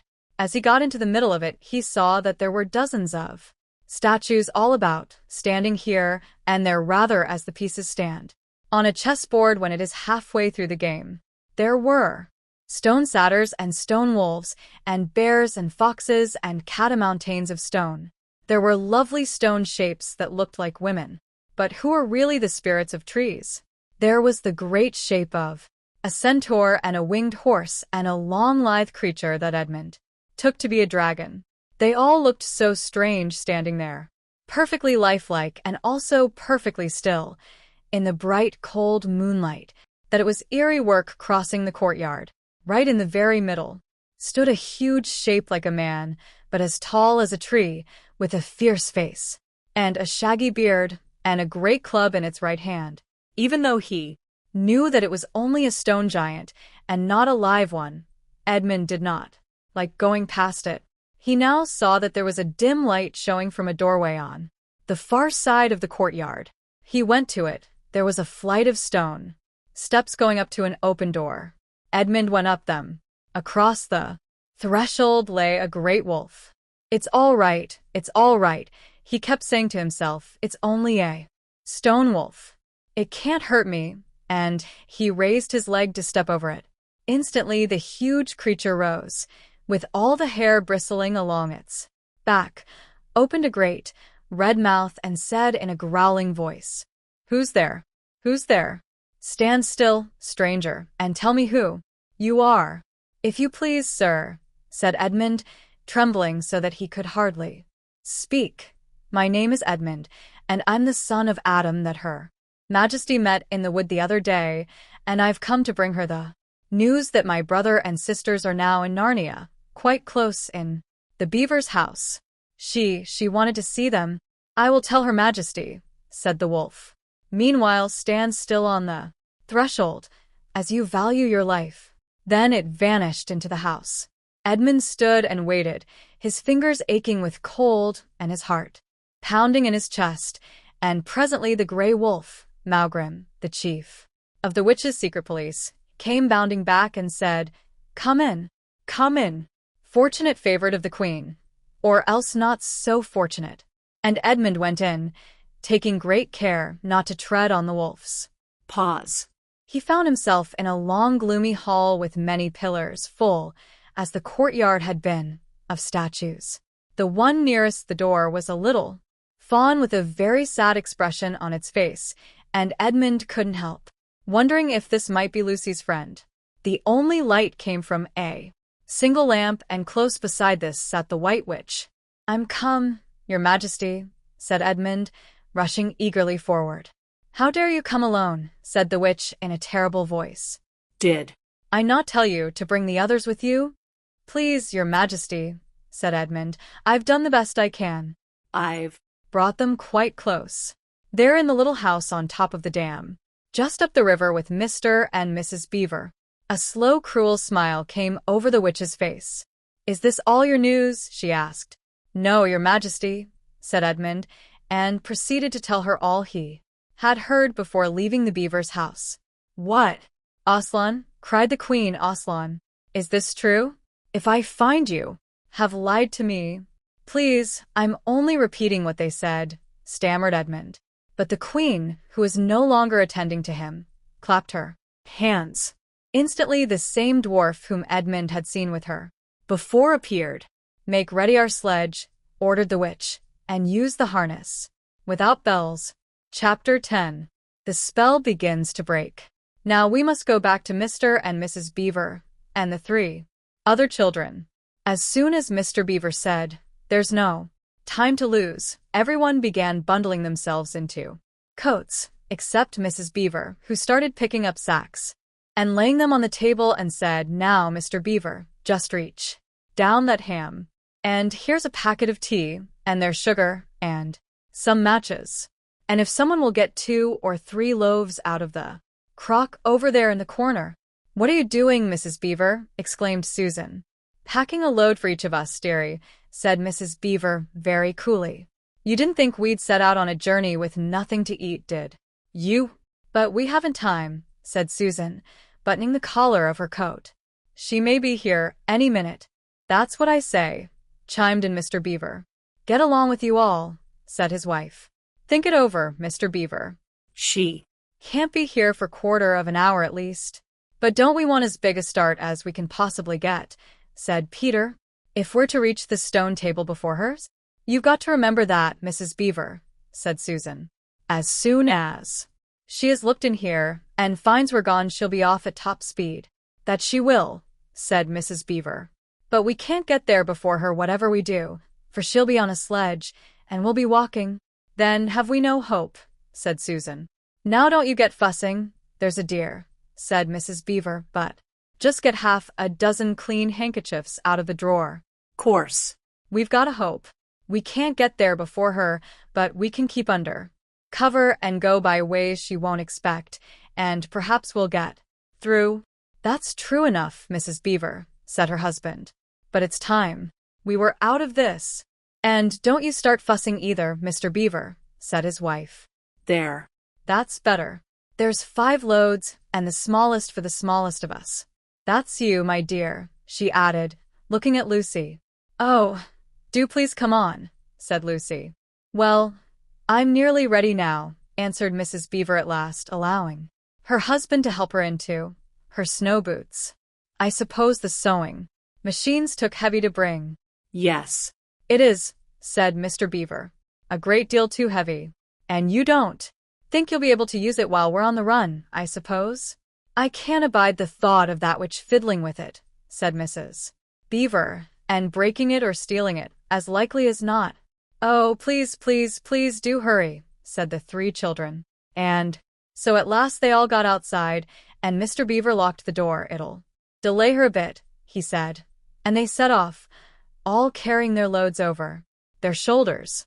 The snow had stopped and the moon had come out when they began their journey. They went in single file, first Mr. Beaver, then Lucy, then Peter, then Susan and Mrs. Beaver last of all. Mr. Beaver led them across the dam and onto the right bank of the river, and then along a very rough sort of path among the trees right down by the river bank.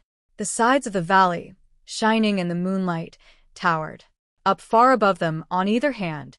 Best keep down here, as much as possible, he said. She'll have to keep to the top, for you couldn't bring a sledge down here.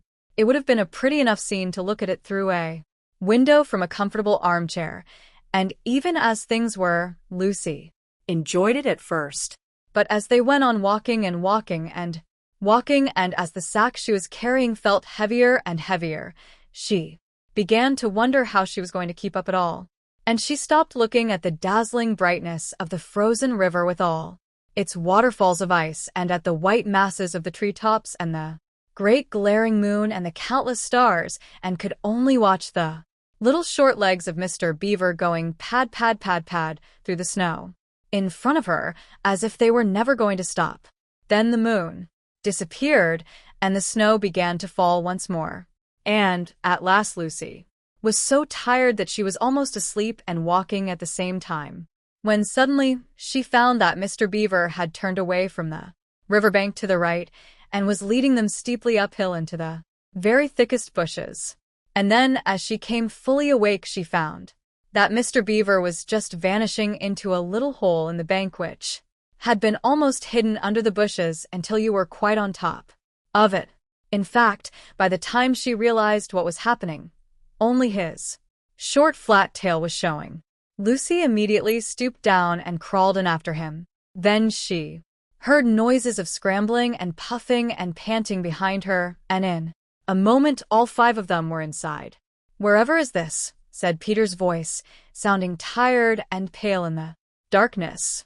"I hope you know what I mean by a voice sounding pale. It's an old hiding place for beavers in bad times," said Mr. Beaver. "And a great secret. It's not much of a place, but we must get a few hours' sleep. If you hadn't all been in such a plaguey fuss when we were starting, I'd have brought some pillows," said Mrs. Beaver. It wasn't nearly such a nice cave as Mr. Tumnus's, Lucy thought. Just a hole in the ground, but dry and earthy. It was very small, so that when they all lay down they were all a bundle of clothes together. And, what with that, and being warmed up by their long walk, they were really rather snug. If only the floor of the cave had been a little smoother. Then Mrs. Beaver handed round in the dark a little flask out of which everyone drank something. It made one cough and splutter a little and stung the throat, but it also made you feel deliciously warm after you'd swallowed it, and everyone went straight to sleep. It seemed to Lucy only the next minute, though really it was hours. And hours later, when she woke up feeling a little cold and dreadfully stiff and thinking how she would like a hot bath. Then she felt a set of long whiskers tickling her cheek and saw the cold daylight coming in through the mouth of the cave. But immediately after that she was very wide awake indeed, and so was everyone else. In fact, they were all sitting up with their mouths and eyes wide open listening to a sound, which was the very sound they'd all been thinking of and sometimes imagining they heard during their walk last night. It was a sound of jingling bells. Mr. Beaver was out of the cave like a flash the moment he heard it. Perhaps you think, as Lucy thought for a moment, that this was a very silly thing to do, but it was really a very sensible one. He knew he could scramble to the top of the bank among bushes and brambles without being seen, and he wanted above all things to see which way the witch's sledge went. The others all sat in the cave, waiting and wondering. They waited nearly 5 minutes. Then they heard something that frightened them very much. They heard voices. Oh, thought Lucy, he's been seen. She's caught him. Great was their surprise when a little later they heard Mr. Beaver's voice calling to them from just outside the cave. It's all right, he was shouting. Come out, Mrs. Beaver. Come out. Sons and daughters of Adam. It's all right. It isn't her. This was bad grammar, of course, but that is how beavers talk when they are excited. I mean, in Narnia, in our world, they usually don't talk at all. So Mrs. Beaver and the children came bundling out of the cave, all blinking in the daylight, and with earth all over them, and looking very frosty and unbrushed and uncombed, and with the sleep in their eyes. Come on, cried Mr. Beaver, who was almost dancing with delight. Come and see. This is a nasty knock for the witch. It looks as if her power is already crumbling.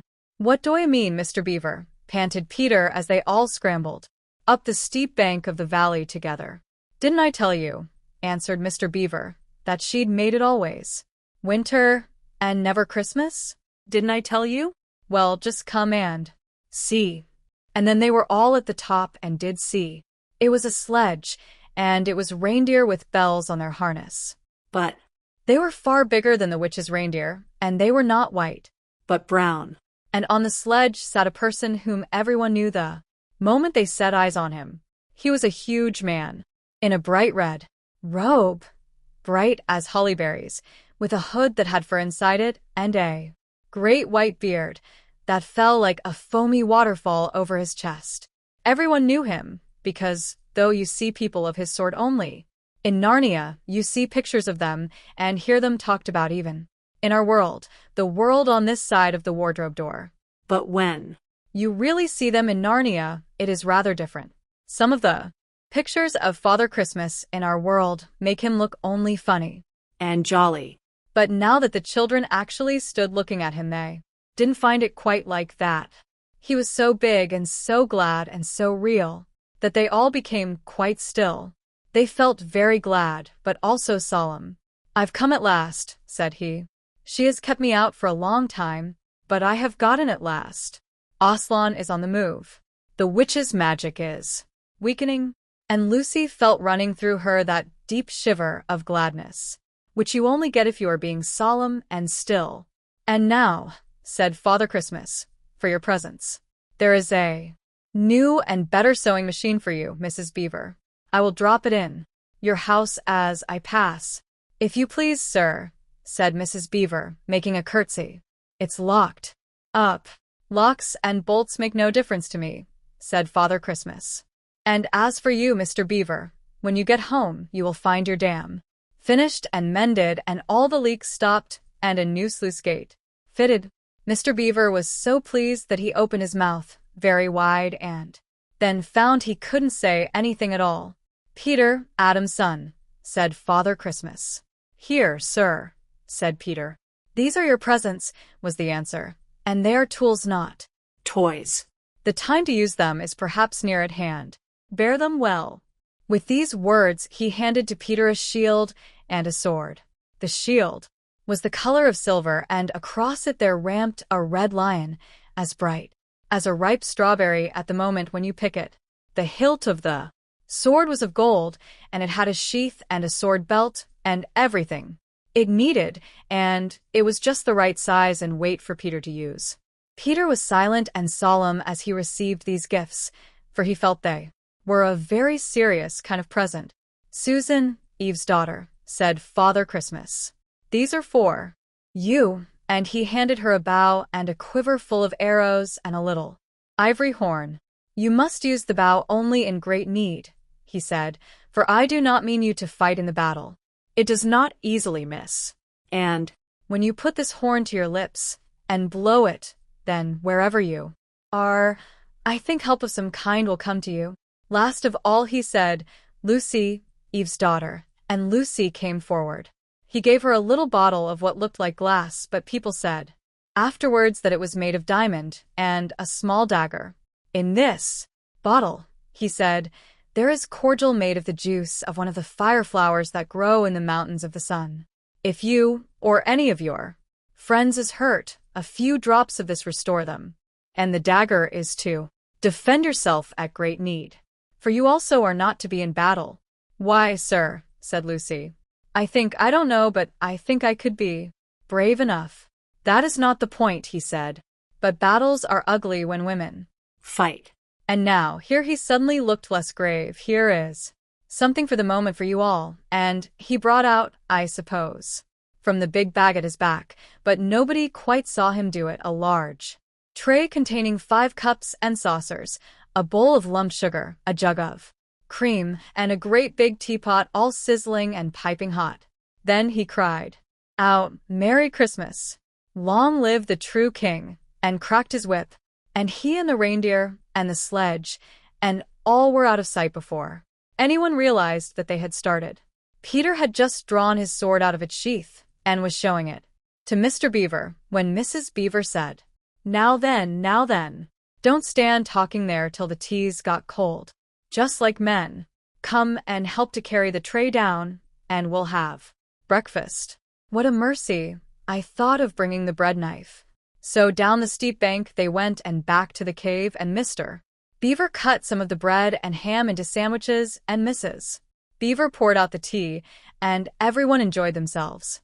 But long before they had finished enjoying themselves, Mr. Beaver said, "Time to be moving on now."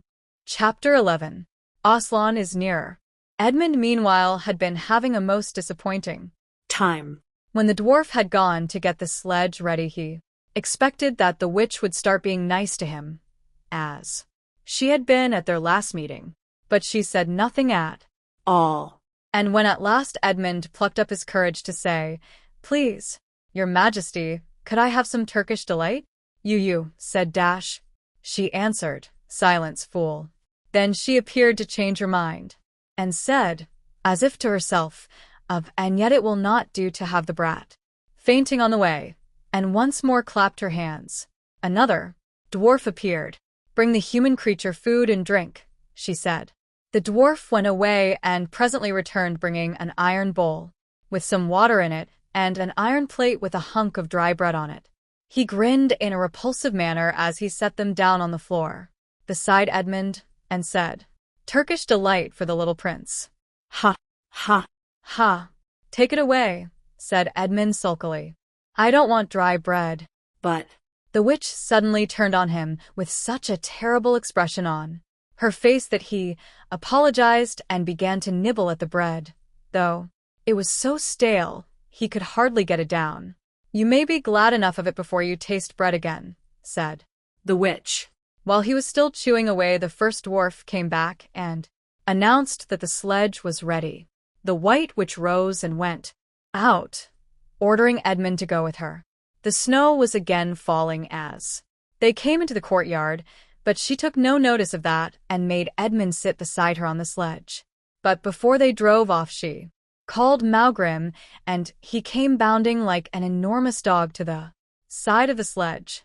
"Take with you the swiftest of your wolves and go at once to the house of the beavers," said the witch, "and kill whatever you find there. If they are already gone, then make all speed to the stone table, but do not be seen. Wait for me there in hiding. I meanwhile must go many miles to the west before I find a place where I can drive across the river. You may overtake these humans before they reach The stone table. You will know what to do if you find them. I hear and obey, O Queen, growled the wolf, and immediately he shot away into the snow and darkness, as quickly as a horse can gallop. In a few minutes he had called another wolf and was with him, down on the dam sniffing at the beaver's house. But of course they found it empty. It would have been a dreadful thing for the beavers and the children if the night had remained fine, for the wolves would then have been able to follow their trail, and 10 to 1 would have overtaken them before they had got to the cave. But now that the snow had begun again, the scent was cold, and even the footprints were covered up. Meanwhile, the dwarf whipped up the reindeer, and the witch and Edmund drove out under the archway and on, and away into the darkness and the cold. This was a terrible journey for Edmund, who had no coat. Before they had been going quarter of an hour, all the front of him was covered with snow. He soon stopped trying to shake it off, because, as quickly as he did that, a new lot gathered, and he was so tired. Soon he was wet to the skin. And, oh, how miserable he was. It didn't look now as if the witch intended to make him a king. All the things he had said to make himself believe that she was good and kind, and that her side was really the right side, sounded to him silly now. He would have given anything to meet the others at this moment, even Peter. The only way to comfort himself now was to try to believe that the whole thing was a dream and that he might wake up at any moment. And as they went on, hour after hour, it did come to seem like a dream. This lasted longer than I could describe, even if I wrote pages and pages about it.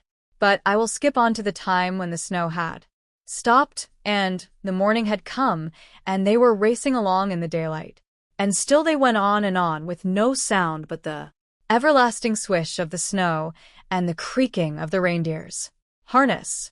And then at last the witch said, "What have we here? Stop." And they did. How Edmund hoped she was going to say something about break fast, but she had stopped for quite a different reason. A little way off, at the foot of a tree, sat a merry party, a squirrel and his wife with their children and 2 satyrs and a dwarf and an old dog fox, all on stools, round a table. Edmund couldn't quite see what they were eating, but it smelled lovely, and there seemed to be decorations of holly, and he wasn't at all sure that he didn't see something like a plum pudding.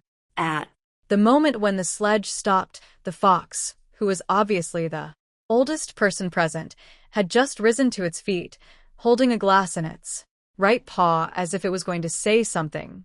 But when the whole party saw the sledge stopping and who was in it, all the gaiety went out of their faces. The father squirrel stopped eating with his fork halfway to his mouth, and one of the satyrs stopped with its fork actually in its mouth, and the baby squirrels squeaked with terror. "What is the meaning of this?" asked the witch queen. Nobody answered. "Speak, vermin," she said again. "Or do you want my dwarf to find you a tongue with his whip? What is the meaning of all this gluttony, this waste, this self-indulgence? Where did you get all these things?" "Please, your majesty," said the fox, "we were given them. And if I might make so bold as to drink your majesty's very good health." "Who gave them to you?" said the witch. "FFF, Father Christmas," stammered the fox. "What?" roared the witch, springing from the sledge and taking a few strides nearer to the terrified animals. "He has not been here. He cannot have been here. How dare you? But no, say you have been lying, and you shall even now be forgiven." At that moment one of the young squirrels lost its head completely. He has, it squeaked, beating its little spoon on the table. Edmund saw the witch bite her lips so that a drop of blood appeared on her white cheek. Then she raised her wand. "Oh, don't, please don't," shouted Edmund, but even while he was shouting, she had waved her wand, and instantly, where the merry party had been, there were only statues of creatures, one with its stone fork fixed forever halfway to its stone mouth, seated round a stone table on which there were stone plates and a stone plum pudding. "As for you," said the witch, giving Edmund a stunning blow on the face as she remounted the sledge, "let that teach you to ask favor. For spies and traitors, drive on." and Edmund, for the first time in this story, felt sorry for someone besides himself. It seemed so pitiful to think of those little stone figures sitting there all the silent days and all the dark nights, year after year, till the moss grew on them and at last even their faces crumbled away. Now they were steadily racing on again, and soon Edmund noticed that the snow which splashed against them as they rushed through it was much wetter than it had been all last night. At the same time he noticed that he was feeling much less cold. It was also becoming foggy. In fact, every minute it grew foggier and warmer, and the sledge was not running nearly as well as it had been running up till now. At first he thought this was because the reindeer were tired, but soon he saw that that couldn't be the real reason. The sledge jerked and skidded and kept on jolting as if it had struck against stones. And however the dwarf whipped the poor reindeer, the sledge went slower and slower. There also seemed to be a curious noise all round them, but the noise of their driving and jolting and the dwarf shouting at the reindeer prevented Edmund from hearing what it was, until suddenly the sledge stuck so fast that it wouldn't go on at all. When that happened, there was a moment's silence, and in that silence, Edmund could at last listen to the other noise properly. A strange, sweet, rustling, chattering noise, and yet not so strange, for he'd heard it before, if only he could remember where. Then, all at once, he did remember. It was the noise of running water. All round them, though out of sight, there were streams, chattering, murmuring, bubbling, splashing, and even in the distance roaring. And his heart gave a great leap, though he hardly knew why, when he realized that the frost was over, and much nearer there was a drip, drip, drip from the branches of all the trees. And then, as he looked at one tree, he saw a great load of snow slide off it, and for the first time since he had entered Narnia, he saw the dark green of a fir tree.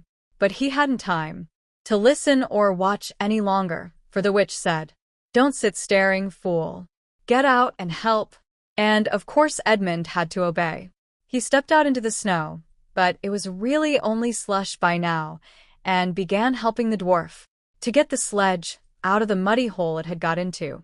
They got it out in the end, and by being very cruel to the reindeer, the dwarf managed to get it on the move again, and they drove a little further. And now the snow was really melting in earnest, and patches of green grass were beginning to appear in every direction. Unless you have looked at a world of snow as long as Edmund had been looking at it, you will hardly be able to imagine what a relief those green patches were after the endless white. Then the sledge stopped again. "It's no good, Your Majesty," said the dwarf. "We can't sledge in this thaw." "Then we must walk," said the witch. "We shall never overtake them walking," growled the dwarf. "Not with the start they've got." "Are you my counselor or my slave?" said the witch. "Do as you're told. Tie the hands of the human creature behind it and keep hold of the end of the rope, and take your whip and cut the harness of the reindeer. They'll find their own way home." The dwarf obeyed, and in a few minutes Edmund found himself being forced to walk as fast as he could with his hands tied behind him. He kept on slipping in the slush and mud and wet grass, and every time he slipped the dwarf gave him a curse and sometimes a flick with the whip. The witch walked behind the dwarf and kept on saying, "Faster, faster." Every moment the patches of green grew bigger, and the patches of spow grew smaller. Every moment more and more of the trees shook off their robes of snow. Soon, wherever you looked, instead of white shapes you saw the dark green of firs, or the black prickly branches of bare oaks and beeches and elms. Then the mist turned from white to gold, and presently cleared away altogether. Shafts of delicious sunlight struck down onto the forest floor, and overhead you could see a blue sky between the tree tops. Soon there were more wonderful things happening. Coming suddenly round a corner into a glade of silver birch trees, Edmund saw the ground covered in all directions with little yellow flowers, celandines. The noise of water grew louder. Presently, they actually crossed a stream. Beyond it they found snowdrops growing. "Mind your own business," said the dwarf when he saw that Edmund had turned his head to look at them, and he gave the rope a vicious jerk. But of course this didn't prevent Edmund from seeing. Only 5 minutes later, he noticed a dozen crocuses growing round the foot of an old tree, gold and purple and white. Then came a sound even more delicious than the sound of the water. Close beside the path they Were following a bird suddenly chirped from the branch of a tree. It Was answered by the chuckle of another bird a little further off. and Then, as if that had been a signal, there was chattering and chirruping in every direction, and then a moment of full song, and within 5 minutes the whole wood was ringing with birds' music, and wherever Edmund's eyes turned he saw birds alighting on branches or sailing overhead, or chasing one another, or having their little quarrels, or tidying up their feathers with their beaks. "Faster, faster," said the witch. There was no trace of the fog now. The sky became bluer and bluer, and now there were white clouds hurrying across it from time to time. In the wide glades there were primroses. A light breeze sprang up, which scattered drops of moisture from the swaying branches and carried cool, delicious scents against the faces of the travelers. The trees began to come fully alive. The larches and birches were covered with green, the laburnums with gold. Soon the beech trees had put forth their delicate, transparent leaves. As the travelers walked under them, the light also became green. A bee buzzed across their path. "This is no thaw," said the dwarf, suddenly stopping. "This is spring. What are we to do? Your winter has been destroyed, I tell you. This is Aslan's doing. If either of you mention that name again," said the witch, "he shall instantly be killed."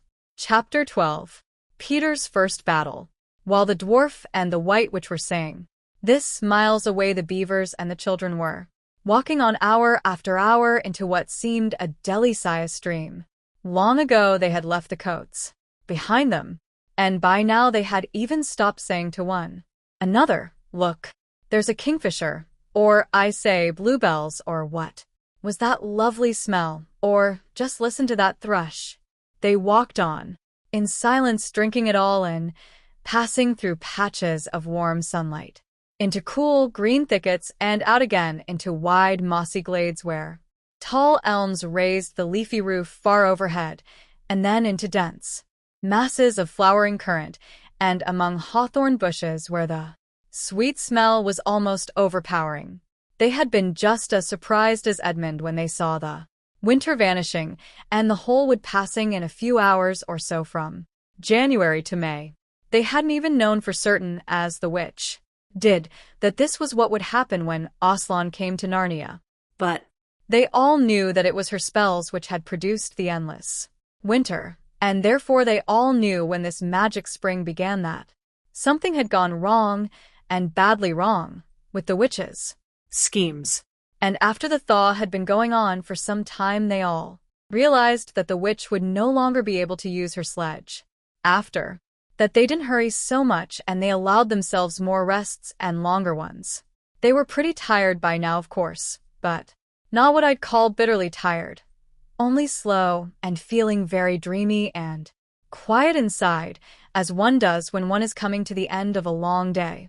In the open, Susan had a slight blister on one heel. They had left the course of the big river some time ago, for one had to turn a little to the right, that meant a little to the south, to reach the place of the stone table. Even if this had not been their way, they couldn't have kept to the river valley once the thaw began, for with all that melting snow the river was soon in flood, a wonderful, roaring, thundering yellow flood, and their path would have been under water. And now the sun got low, and the light got redder, and the shadows got longer, and the flowers began to think about closing. "Not long now," said Mr. Beaver, and began leading them uphill, across some very deep, springy moss. It felt nice under their tired feet, in a place where only tall trees grew, very wide apart. The climb, coming at the end of the long day, made them all pant and blow. And just as Lucy was wondering whether she could really get to the top, Without another long rest, suddenly they were at the top. And this is What they saw. they were on a green open space from which you could look down, on the forest spreading as far as one could see in every direction, except right ahead. There, far to the east, was something twinkling and moving. By gum, whispered Peter to Susan, the seas. In the very middle of this open hilltop was the stone table. It was a great, grim slab of gray stone supported on 4 upright stones. It looked very old, and it was cut all over with strange lines and figures that might be the letters of an unknown language. They gave you a curious feeling when you looked at them. The next thing they saw was a pavilion pitched on one side of the open place. A wonderful pavilion it was, and especially now, when the light of the setting sun fell upon it, with sides of what looked like yellow silk and cords of crimson, and tent pegs of ivory, and high above it on a pole a banner which bore a red rampant lion fluttering in the breeze which was blowing in their faces from the far-off sea. While they were looking at this, they heard a sound of music on their right, and turning in that direction, They saw what they had come to see. Aslan stood in the center of a crowd of creatures who had grouped themselves round him in the shape of a half-moon. There were tree women there, and women dryads and naiads, as they used to be called in our world, who had stringed instruments. It was they who had made the music. There were 4 great centaurs. The horse part of them was like huge English farm horses, and the man part was like stern but beautiful giants. There was also a unicorn and a bull with the head of a man, and a pelican and an eagle and a great dog. And Next to Aslan stood 2 leopards, of whom one carried his crown and the other his standard. But as for Aslan himself, the beavers and the children didn't know what to do or say when they saw him.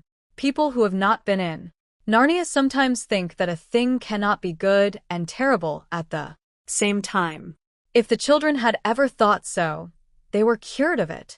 Now, For when they tried to look at Aslan's face, they just caught a glimpse of the golden mane and the great, royal, solemn, overwhelming eyes, and then they found they couldn't look at him and went all trembly.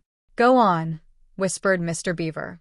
No, whispered Peter, you first. No, sons of Adam before animals, whispered Mr. Beaver back. Again. Susan, whispered Peter. What about you? Ladies first. No, you're the eldest, whispered Susan. And, of course, the longer they went on doing this, the more awkward they felt. Then, at last, Peter realized that it was up to him. He drew his sword and raised it to the salute and hastily saying to the others, Come on, pull yourselves together. He advanced to the lion and said, We have come, Aslan. Welcome, Peter, son of Adam, said Aslan. Welcome, Susan and Lucy, daughters of Eve. Welcome, he-beaver and she-beaver. His voice was deep and rich, and somehow took the fidgets out of them. They now felt glad and quiet, and it didn't seem awkward to them to stand and say nothing. But where is the 4th? Asked Aslan. He has tried to betray them and joined the White Witch. Oh, Aslan, said Mr. Beaver. And then something made Peter say, That was partly my fault, Aslan. I was angry with him, and I think that helped him to go wrong. And Aslan said nothing either to excuse Peter or to blame him, but merely stood looking at him with his great, unchanging eyes. And it seemed to all of them that there was nothing to be said. Please, Aslan, said Lucy, can anything be done to save Edmund? All shall be done, said Aslan, but it may be harder than you think. And then he was silent again for some time. Up to that moment, Lucy had been thinking how royal and strong and peaceful his face looked. Now it suddenly came into her head that he looked sad as well. But next minute that expression was quite gone. The lion shook his mane and clapped his paws together. Terrible paws, thought Lucy, if he didn't know how to velvet them. And said, Meanwhile, let the feast be prepared. Ladies, take these daughters of Eve to the pavilion and minister to them. When the girls had gone, Aslan laid his paw, and though it was velvet, it was very heavy, on Peter's shoulder and said, Come, son of Adam, and I will show you a far-off sight of the castle where you are to be king." And Peter, with his sword still drawn in his hand, went with the lion to the eastern edge of the hilltop. There a beautiful sight met their eyes. The sun was setting behind their backs. That meant that the whole country below them lay in the evening light, forest and hills, and valleys, and, winding away like a silver snake, the lower part of the great river. And beyond all this, miles away, was the sea, and beyond the sea the sky, full of clouds which were just turning rose color with the reflection of the sunset. But just where the land of Narnia met the sea, in fact, at the mouth of the great river, there was something on a little hill shining. It was shining because it was a castle, and of course the sunlight was reflected from all the windows, which looked towards Peter and the sunset. But to Peter it looked like a great star, resting on the seashore. "That, oh man," said Aslan, "is Cair Paravel of the 4 thrones, in one of which you must sit as king. I show it to you because you are the firstborn, and you will be high king over all the rest." And once more Peter said nothing, for at that moment a strange noise woke the silence suddenly. It was like a bugle, but richer. "It is your sister's horn," said Aslan to Peter in a low voice, so low as to be almost a purr, if it is not disrespectful to think of a lion purring. For a moment Peter did not understand. Then, when he saw all the other creatures start forward and heard Aslan say, with a wave of his paw, "Back, let the prince win his spurs," he did understand, and set off running as hard as he could to the pavilion. And there he saw a dreadful sight. The naiads and dryads were scattering in every direction. Lucy was running towards him as fast as her short legs would carry her, and her face was as white as paper. Then he saw Susan make a dash for a tree and swing herself up, followed by a huge gray beast. At first Peter thought it was a bear. Then he saw that it looked like an Alsatian, though it was far too big to be a dog. Then he realized that it was a wolf standing on its hind legs, with its front paws against the tree trunk, snapping and snarling. All the hair on its back stood up on end. Susan had not been able to get higher than the second big branch. One of her legs hung down so that her foot was only an inch or 2 above the snapping teeth. Peter wondered why she did not get higher, or at least take a better grip. Then he realized that she was just going to faint, and that if she fainted she would fall off. Peter did not feel very brave. Indeed, he felt he was going to be sick. But that made no difference to what he had to do. He rushed straight up to the monster and aimed a slash of his sword at its side. That stroke never reached the wolf. Quick as lightning it turned round, its eyes flaming and its mouth wide open in a howl of anger. If it had not been so angry that it simply had to howl, it would have got him by the throat at once. As it was, though, all this happened too quickly for Peter to think at all. He had just time to duck down and plunge his sword, as hard as he could, between the brute's forelegs into its heart. Then came a horrible, confused moment like something in a nightmare. He was tugging and pulling, and the wolf seemed neither alive nor dead, and its bared teeth knocked against his forehead, and everything was blood and heat and hair. A moment later, he found that the monster lay dead, and he had drawn his sword out of it and was straightening his back and rubbing the sweat off his face and out of his eyes. He felt tired all over. Then, after a bit, Susan came down the tree. She and Peter felt pretty shaky when they met, and I won't say there wasn't kissing and crying on both sides. But in Narnia no one thinks any the worse of you for that. "Quick! Quick!" shouted the voice of Aslan. "Centaurs! Eagles! I see another wolf in the thickets. There, behind you. He has just darted away. After him, all of you. He will be going to his mistress. Now is your chance to find the witch and rescue the 4th son of Adam."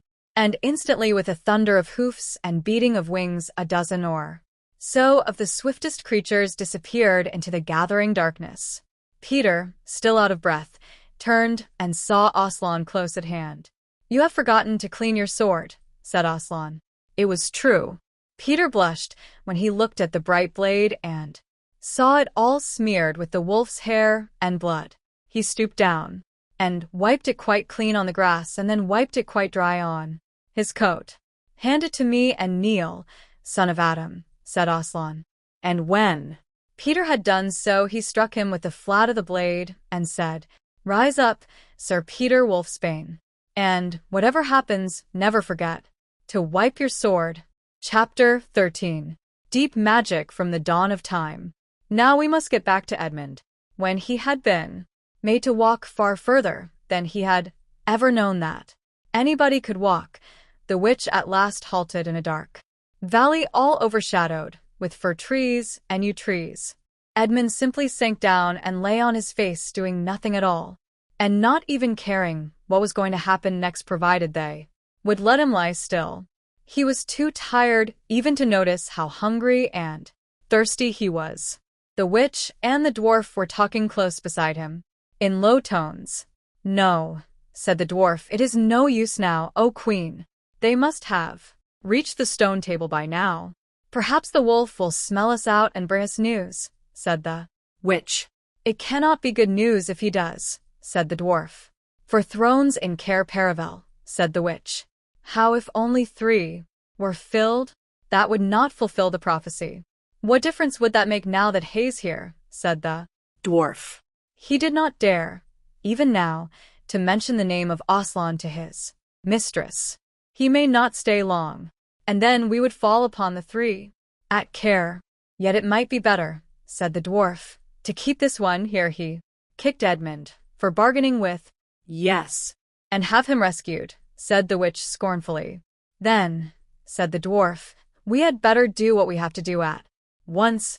"I would like to have it done on the stone table itself," said the Witch.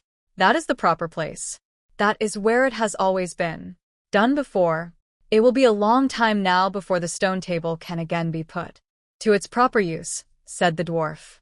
"True," said the witch, "and then, well, I will begin." At that moment, with a rush and a snarl, a wolf rushed up to them. "I have seen them. They are all at the stone table with him. They have killed my captain, Maugrim. I was hidden in the thickets and saw it all. One of the sons of Adam killed him." fly. "Flies. No, said the witch. There need be no flying. Go quickly. Summon all our people to meet me here as speedily as they can. Call out the giants and the werewolves and the spirits of those trees who are on our side. Call the ghouls and the boggles, the ogres and the minotaurs. Call the cruels, the hags, the specters, and the people of the toadstools. We will fight. What? Have I not still my wand? Will not their ranks turn into stone even as they come on? Be off quickly, I have a little thing to finish here while you are away." The great brute bowed its head, turned, and galloped away. "Now," she said, "we have no table, let me see. We had better put it against the trunk of a tree." Edmund found himself being roughly forced to his feet. Then the dwarf set him with his back against a tree and bound him fast. He saw the witch take off her outer mantle. Her arms were bare underneath it, and terribly white, because they were so very white he could see them, but he could not see much else. It was so dark in this valley, under the dark trees. "Prepare the victim," said the witch. And the dwarf undid Edmund's collar and folded back his shirt at the neck. Then he took Edmund's hair and pulled his head back so that he had to raise his chin. After that, Edmund heard a strange noise, whiz, whiz, whiz. For a moment he couldn't think what it was. Then he realized it was the sound of a knife being sharpened. At that very moment he heard loud shouts from every direction, a drumming of hoofs and a beating of wings, a scream from the witch, confusion all round him. And then he found he was being untied. Strong arms were round him, and he heard big, kind voices saying things like, "Dash, let him lie down. Give him some wine. Drink this, steady now. You'll be all right in a minute." Then he heard the voices of people who were not talking to him but to one another. And they were saying things like, "Who's got the Witch. I thought you had her. I didn't see her after I knocked the knife out of her hand. I was after the dwarf, do you mean to say? She's escaped? A chap can't mind everything at once, what's That? Oh, sorry, it's only an old stump." But just at this point Edmund went off in a dead faint. Presently the centaurs and unicorns and deer and birds, they were, of course, the rescue party, which Aslan had sent in the last chapter, all set off to go back to the stone table, carrying Edmund with them. But if they could have seen what happened in that valley after they had gone, I think they might have been surprised. It was perfectly still, and presently the moon grew bright. If you had been there, you would have seen the moonlight shining on an old tree stump and on a fair-sized boulder. But if you had gone on looking, you would gradually have begun to think there was something odd about both the stump and the boulder. And next you would have thought that the stump did look really remarkably like a little fat man crouching on the ground.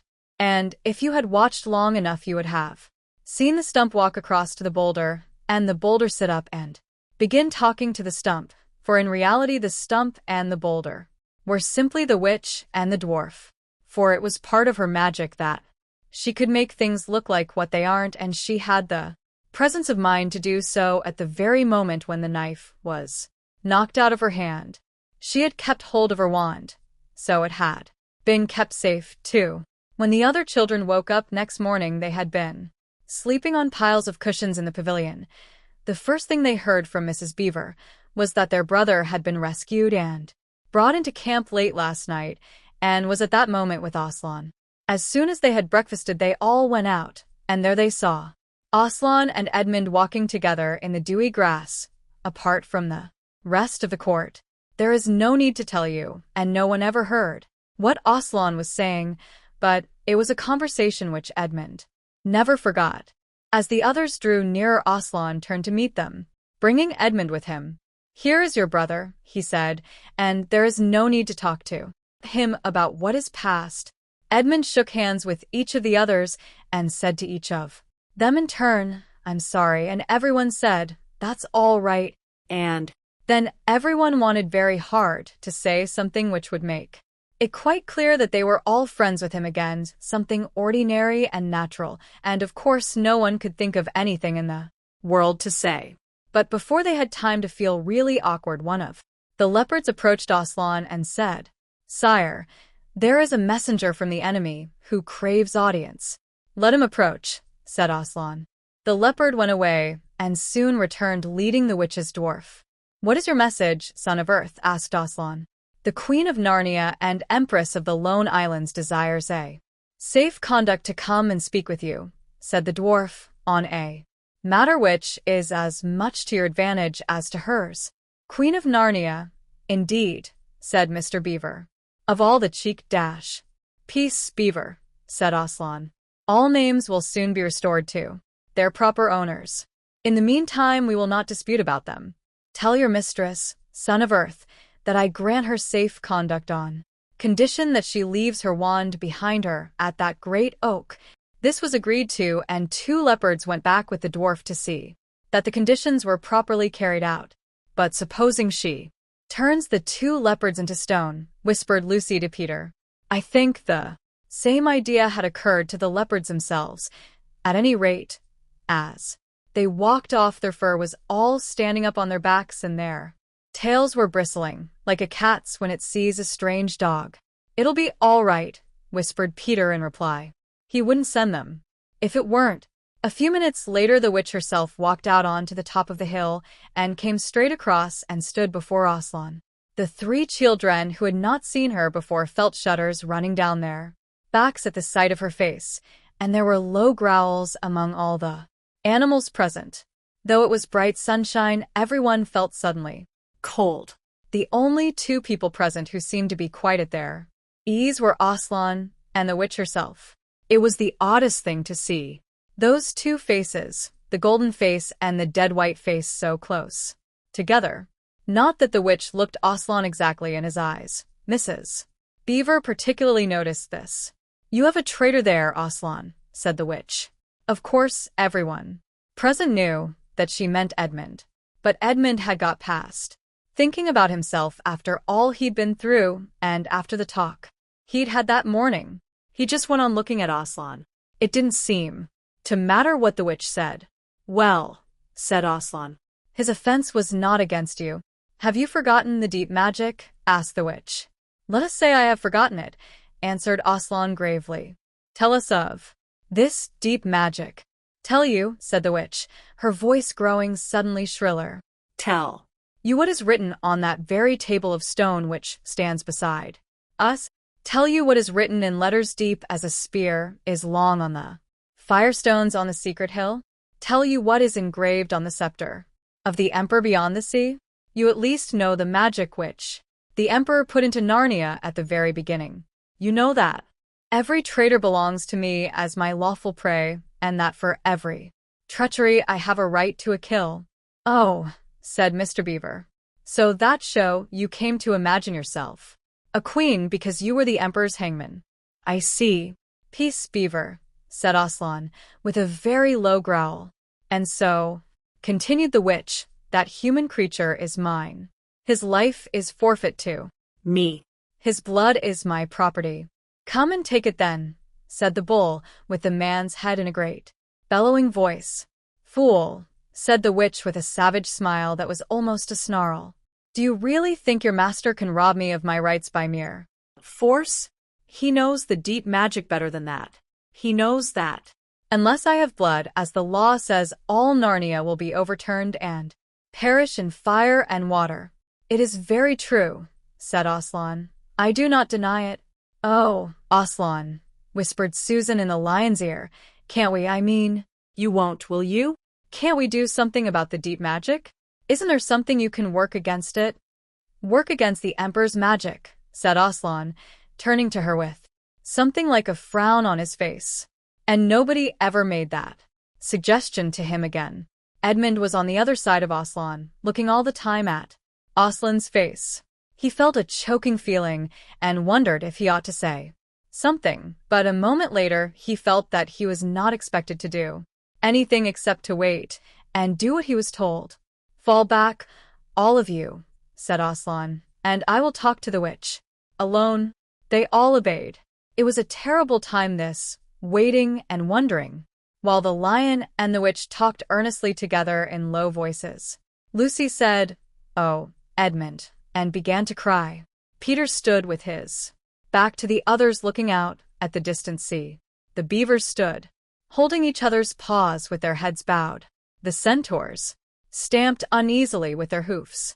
But everyone became perfectly still in the end, so that you noticed even small sounds like a bumblebee flying past, or the birds in the forest down below them, or the wind rustling the leaves. And still the talk between Aslan and the White Witch went on. At last they heard Aslan's voice. "You can all come back," he said. "I have settled the matter.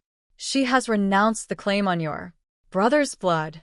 And all over the hill there was a noise as if everyone had been holding their breath and had now begun breathing again. And then a murmur of talk.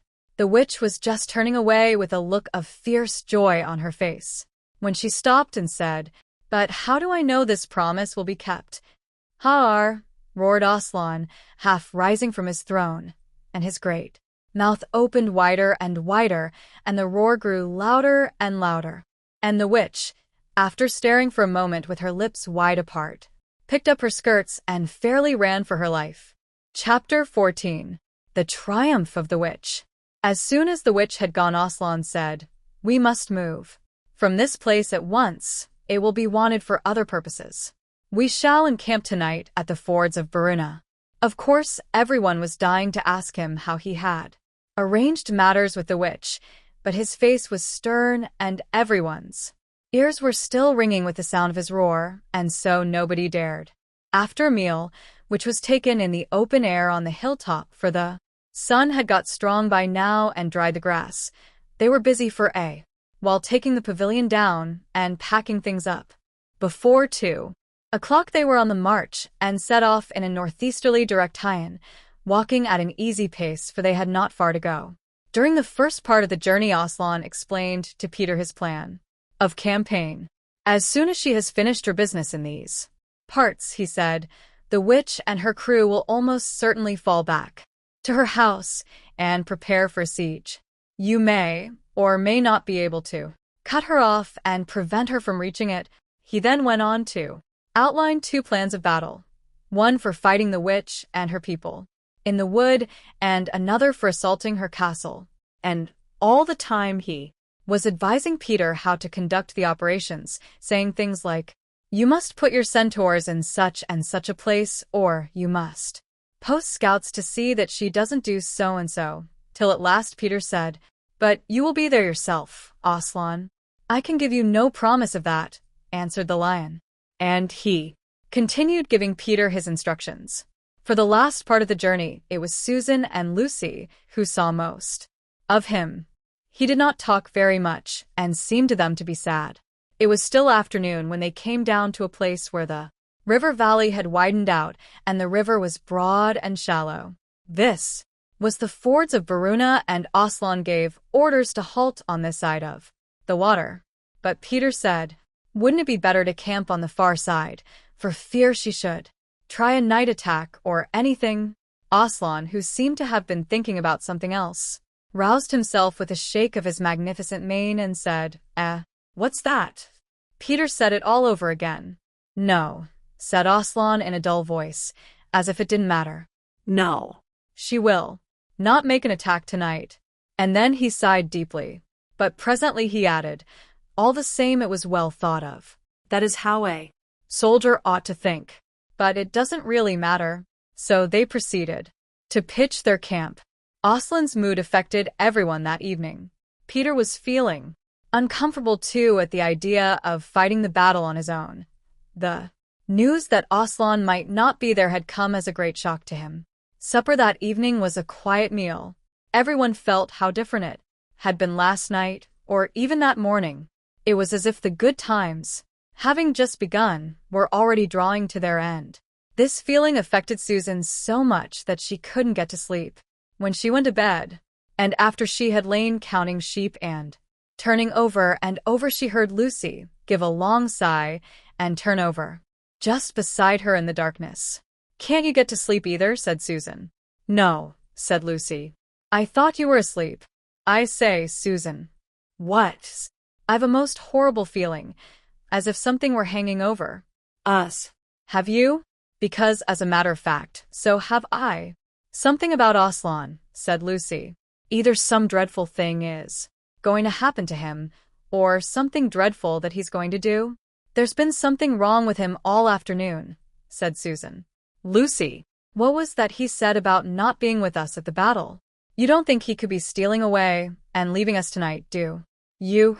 "Where is he now?" said Lucy. "Is he here in the pavilion?" "I don't think so."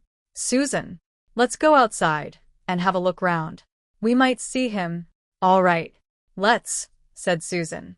"We might just as well be doing that as lying awake here."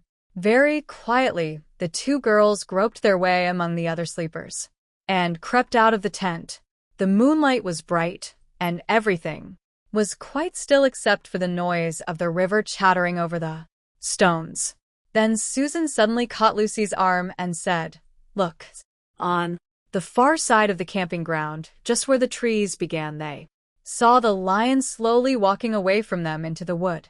Without a word, they both followed him. He led them up the steep slope out of the river valley, and then slightly to the right, apparently by the very same route which they had used that afternoon in coming from the hill of the stone table. On And on he led them, into dark shadows and out into pale moonlight, getting their feet wet with the heavy dew. He looked somehow different from the Aslan they knew. His tail and his head hung low, and he walked slowly as if he were very, very tired. Then, when they were crossing a wide open place where there were no shadows for them to hide in, he stopped and looked round. It was no good trying to run away, so they came towards him. When they were closer, he said, "Oh, children, children, why are you following me?" "We couldn't sleep," said Lucy, and then felt sure that she need say no more, and that Aslan knew all they had been thinking. "Please, may we come with you wherever you're going?" asked Susan. Well, said Aslan, and seemed to be thinking. Then he said, I should be glad of company tonight. Yes, you may come if you will. Promise to stop when I tell you, and after that leave me to go on. Alone? Oh, thank you, thank you. And we will, said the two girls. Forward they went again, and one of the girls walked on each side of the lion. But how slowly he walked, and his great, royal head drooped so that his nose nearly touched the grass. Presently he stumbled and gave a low moan. Aslan. Dear Aslan, said Lucy, what is wrong? Can't you tell us? Are you ill, dear Aslan? Asked Susan. No, said Aslan. I am sad and lonely. Lay your hands on my mane, so that I can feel you are there, and let us walk like that. And so the girls did what they would never have dared to do without his permission, but what they had longed to do ever since they first saw him, buried their cold hands in the beautiful sea of fur and stroked it, and, so doing, walked with him. And presently they saw that they were going with him up the slope of the hill on which the stone table stood. They went up at the side where the trees came furthest up, and when they got to the last tree, it was one that had some bushes about it. Aslan stopped and said, Oh, children, children, here you must stop, and whatever happens, do not let yourselves be seen. Farewell. And both the girls cried bitterly, though they hardly knew why, and clung to the lion and kissed his mane and his nose and his paws and his great, sad eyes.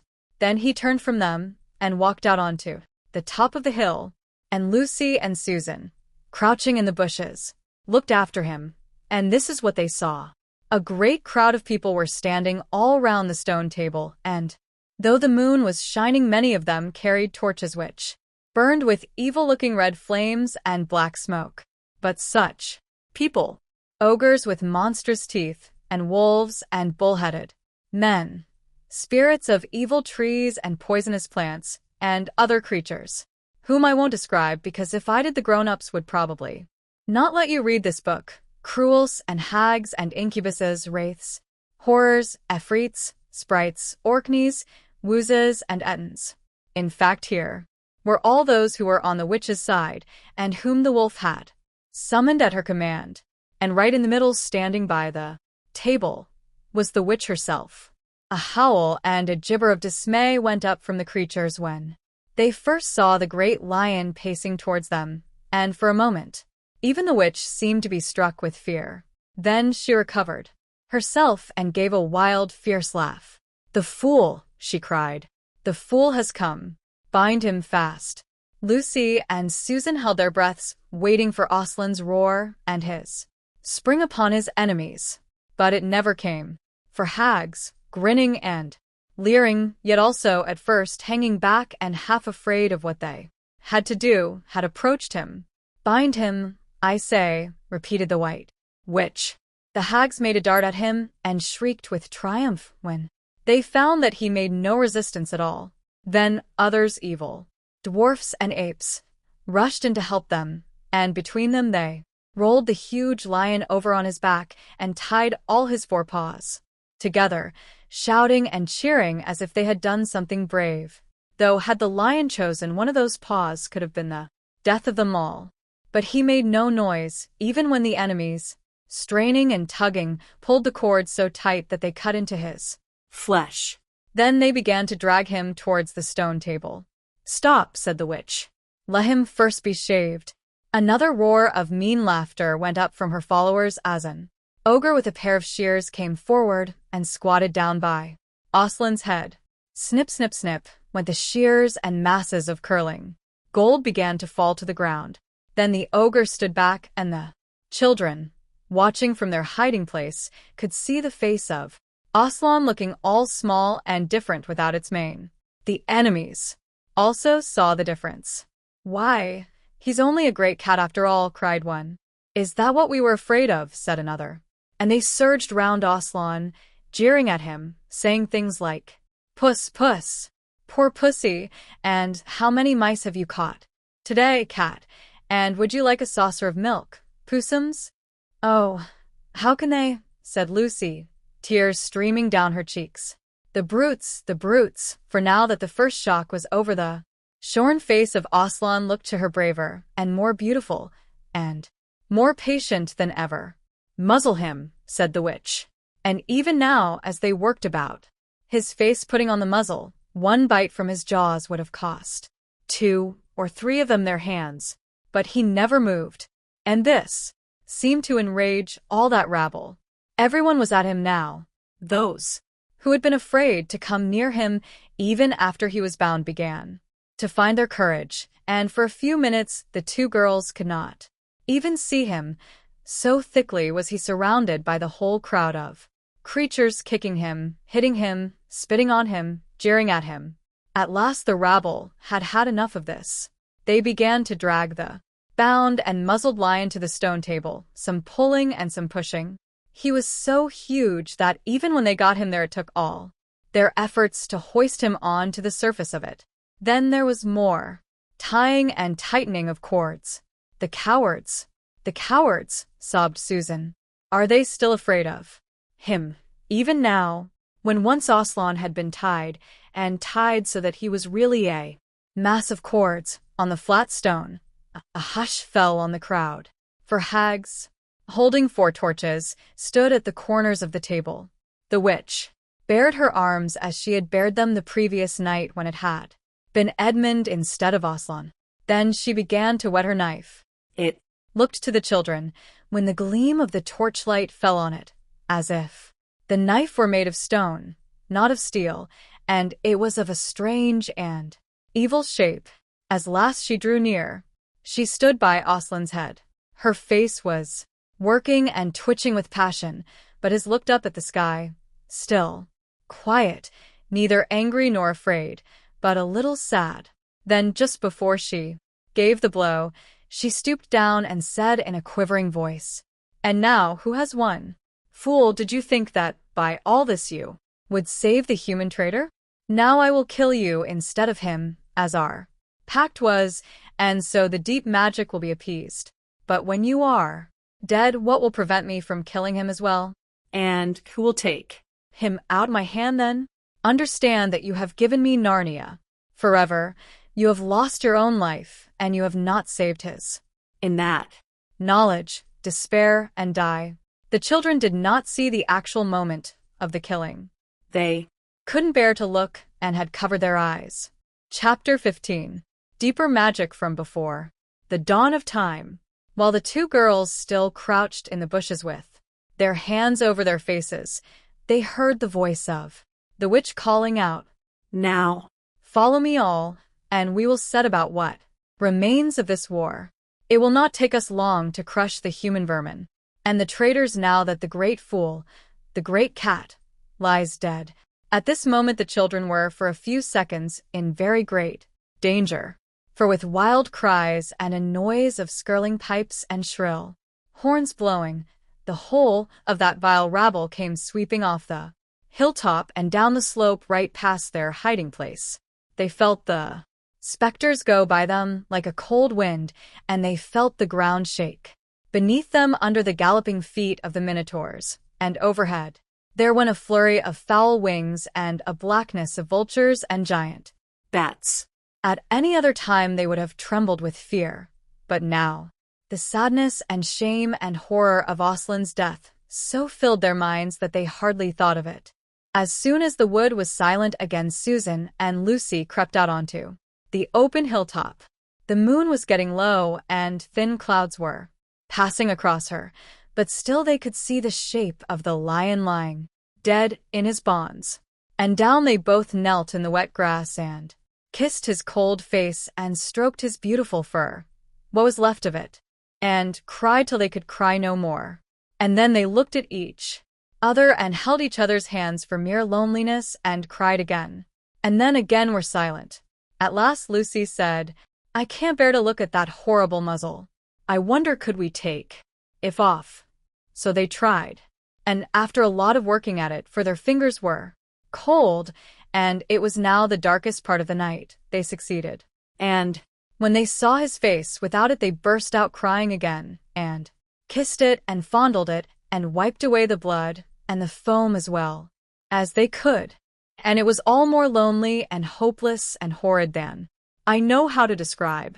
I wonder could we untie him as well, said Susan presently. But the Enemies, out of pure spitefulness, had drawn the cords so tight that the girls could make nothing of the knots. I hope no one who reads this book has been quite as miserable as Susan and Lucy were that night. But if you've been up all night and cried till you have no more tears left in you, you will know that there comes in the end a sort of quietness.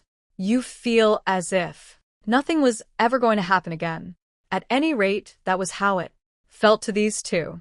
Hours and hours seemed to go by in this dead calm, and they hardly noticed that they were getting colder and colder.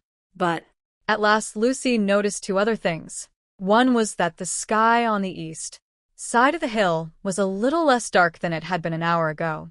the Other was some tiny movement going on in the grass at her feet. at First, she took no interest in this. What did it matter? Nothing mattered. now But at last she saw that whatever it was had begun to move up. The upright stones of the stone table, and now whatever they were moving about on Aslan's body. She peered closer. They were little gray things. Ugh, said Susan from the other side of the table. How beastly. There are horrid little mice crawling over him. Go away, you little beasts. And she raised her hand to frighten them away. Wait, said Lucy, who had been looking at them more closely still. Can you see what they're doing? Both girls bent down and stared. I do believe, said Susan. But how queer. They're nibbling away at the cords. That's what I thought, said Lucy. I think they're friendly mice. Poor little things, they don't realize he's dead. They think it'll do some good untying him. It was quite definitely lighter by now. Each of the girls noticed for the first time the white face of the other. They could see the mice nibbling away, dozens and dozens, even hundreds of little field mice. And at last, one by one, the ropes were all gnawed through. The sky in the east was whitish by now, and the stars were getting fainter, all except one very big one low down on the eastern horizon. They felt colder than they had been all night. The mice crept away again. The girls cleared away the remains of the gnawed ropes. Aslan looked more like himself without them. Every moment his dead face looked nobler, as the light grew and they could see it better. In the wood behind them a bird gave a chuckling sound. it had been So still for hours and hours that it startled them. Then another bird answered it. Soon there were birds singing all over the place. It was quite definitely early morning now, not late night. I'm so cold, said Lucy. So am I, said Susan. Let's walk about a bit. They walked to the eastern edge of the hill and looked down. the One big star had almost disappeared. The country all looked dark, gray, but beyond, at the very end of the world, the sea showed pale. The sky began to turn red. They walked to and fro more times than they could count between the dead Aslan and the eastern ridge, trying to keep warm, and oh, how tired their legs felt. Then at last, as they stood for a moment looking out towards the sea and Care Paravel, which they could now just make out, the red turned to gold. Along the line where the sea and the sky met, and very slowly up, came the edge of the sun. At that moment they heard from behind them a loud noise, a great cracking, deafening noise, as if a giant had broken a giant's plate. What's that? Said Lucy, clutching Susan's arm. I feel afraid to turn round, said Susan. Something awful is happening. They're doing something worse to him, said Lucy. Come on. And she turned, pulling Susan round with her. The rising of the sun had made everything look so different. All colors and shadows were changed that for a moment they didn't see the important thing. Then they did.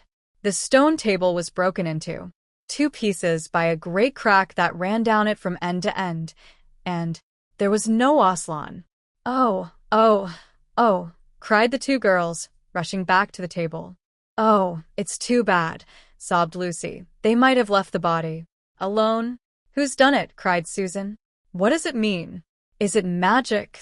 Yes, said a great voice behind their backs. It is more magic. They looked round. There, shining in the sunrise, larger than they had seen him before, shaking his mane, for it had apparently grown again, stood Aslan himself. "Oh, Aslan!" cried both the children, staring up at him, almost as much frightened as they were glad. "Aren't you dead then, dear Aslan?" said Lucy. Not now, said Aslan. "You're not, Nada?" asked Susan in a shaky voice. She couldn't bring herself to say the word ghost. Aslan stooped his golden head and licked her forehead. The warmth of his breath and a rich sort of smell that seemed to hang about his hair came all over her. "Do I look it?" he said. "Oh, you're real, you're real." "Oh, Aslan," cried Lucy, and both girls flung themselves upon him and covered him with kisses. "But what does it all mean?" asked Susan when they were somewhat calmer. "It means," said Aslan, "that though the witch knew the deep magic, there is a magic deeper still which she did not know. Her knowledge goes back only to the dawn of time. But if she could have looked a little further back into the stillness and the darkness before time dawned, she would have read there a different incantation. She would have known that when a willing victim who had committed no treachery was killed in a traitor's stead, the table would crack and death itself would start working backwards. And now dash. Oh yes. Now, said Lucy, jumping up and clapping her hands. "Oh, children," said the lion, "I feel my strength coming back to me. Oh, children, catch me if you can." He stood for a second, his eyes very bright, his limbs quivering, lashing himself with his tail. Then he made a leap high over their heads and landed on the other side of the table. Laughing, though she didn't know why, Lucy scrambled over it to reach him. Aslan leaped again. A mad chase began. Round and round the hilltop he led them, now hopelessly out of their reach, now letting them almost catch his tail, now diving between them, now tossing them in the air with his huge and beautifully velvet paws and catching them again, and now stopping unexpectedly so that all three of them rolled over together in a happy laughing heap of fur and arms and legs. It was such a romp as no one has ever had except in Narnia, and whether it was more like playing with a thunderstorm or playing with a kitten, Lucy could never make up her mind. And the funny thing was that when all three finally lay together panting in the sun, the girls no longer felt in the least tired or hungry or thirsty. "And now," said Aslan presently, "to business. I feel I am going to roar. You had better put your fingers in your ears." And they did. And Aslan stood up, and when he opened his mouth to roar, his face became so terrible that they did not dare to look at it. And they saw all the trees in front of him bend before the blast of his roaring, as grass bends in a meadow before the wind.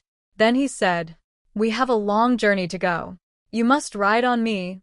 And he crouched down, and the children climbed onto his warm, golden back. And Susan sat first, holding on tightly to his mane, and Lucy sat behind, holding on tightly to Susan. And with a great heave he rose underneath them and then shot off, faster than any horse could go, down hill and into the thick of the forest. That ride was perhaps the most wonderful thing that happened to them in Narnia. Have you ever had a gallop on a horse? Think of that. And then take away the heavy noise of the hoofs and the jingle of the bits, and imagine instead the almost noiseless padding of the great paws. Then imagine instead of the black or gray or chestnut back of the horse the soft roughness of golden fur and the mane flying back in the wind. And then imagine you're going about twice as fast as the fastest racehorse. But this is a mount that doesn't need to be guided and never grows tired. He rushes on, never missing his footing, never hesitating, threading his way with perfect skill between tree trunks, jumping over bush and briar and the smaller streams, wading the larger, swimming the largest of all.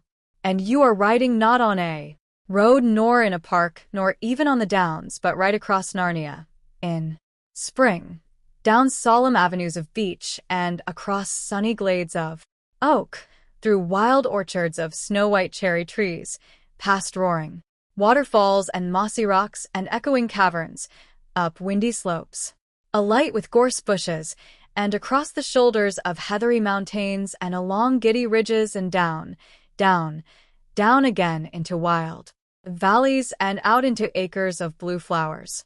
It was nearly midday when they found themselves looking down a steep hillside at a castle, a little toy castle, it looked from where they stood, which seemed to be all pointed towers.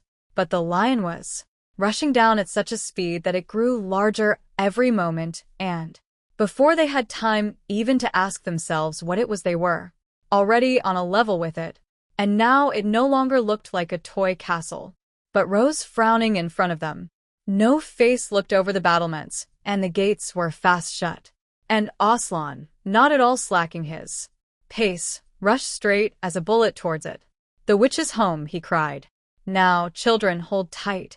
Next moment the whole world seemed to turn upside down, and the children felt as if they had left their insides behind them, for the lion had gathered himself together for a greater leap than any he had yet made, and jumped, or you may call it flying rather than jumping, right over the castle wall.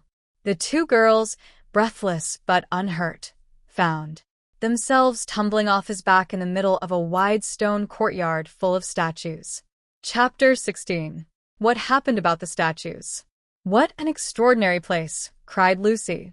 "All those stone animals, and people too. It's like a museum." "Hush," said Susan. "Aslan's doing something." He was indeed. He had bounded up to the stone lion and breathed on him. Then, without waiting a moment, he whisked round, almost as if he had been a cat chasing its tail, and breathed also on the stone dwarf, which, as you remember, was standing a few feet from the lion, with his back to it. Then he pounced on a tall stone dryad which stood beyond the dwarf, turned rapidly aside to deal with a stone rabbit on his right, and rushed on to two centaurs. But at that moment Lucy said, "Oh, Susan, look at the lion. I expect you've seen someone put a lighted match to a bit of newspaper which is propped up in a grate against an unlit fire. And for a second nothing seems to have happened, and then you notice a tiny streak of flame creeping along the edge of the newspaper. It was like that now. For a second after Aslan had breathed upon him the stone lion looked just the same. Then a tiny streak of gold began to run along his white marble back, then it spread, then the color seemed to lick all over him as the flame licks all over a bit of paper. Then, while his hindquarters were still obviously stone, the lion shook his mane and all the heavy stone folds rippled into living hair. Then he opened a great red mouth, warm and living, and gave a prodigious yawn. And now his hind legs had come to life. He lifted one of them and scratched himself. Then, having caught sight of Aslan, he went bounding after him and frisking round him, whimpering with delight, and jumping up to lick his face. Of course the children's eyes turned to follow the lion, but the sight they saw was so wonderful that they soon forgot about him. Everywhere the statues were coming to life. The courtyard looked no longer like a museum, it looked more like a zoo. Creatures were running after Aslan and dancing round him till he was almost hidden in the crowd. Instead of all that deadly white, the courtyard was now a blaze of colors: glossy chestnut sides of centaurs, indigo horns of unicorns, dazzling plumage of birds, ruddy brown of foxes, dogs, and satyrs, yellow stockings and crimson hoods of dwarfs, and the birch girls in silver, and the beech girls in fresh, transparent green, and the larch girls in green so bright that it was almost yellow. And instead of the deadly silence, the whole place rang with the sound of happy roarings, brayings, yelpings, barkings, squealings, cooings, neighings, stampings, shouts, hurrahs, songs, and laughter. "Oh," said Susan in a different tone. "Look. Is it safe?" Lucy looked and saw that Aslan had just breathed on the feet of the stone giant. "It's all right," shouted Aslan joyously.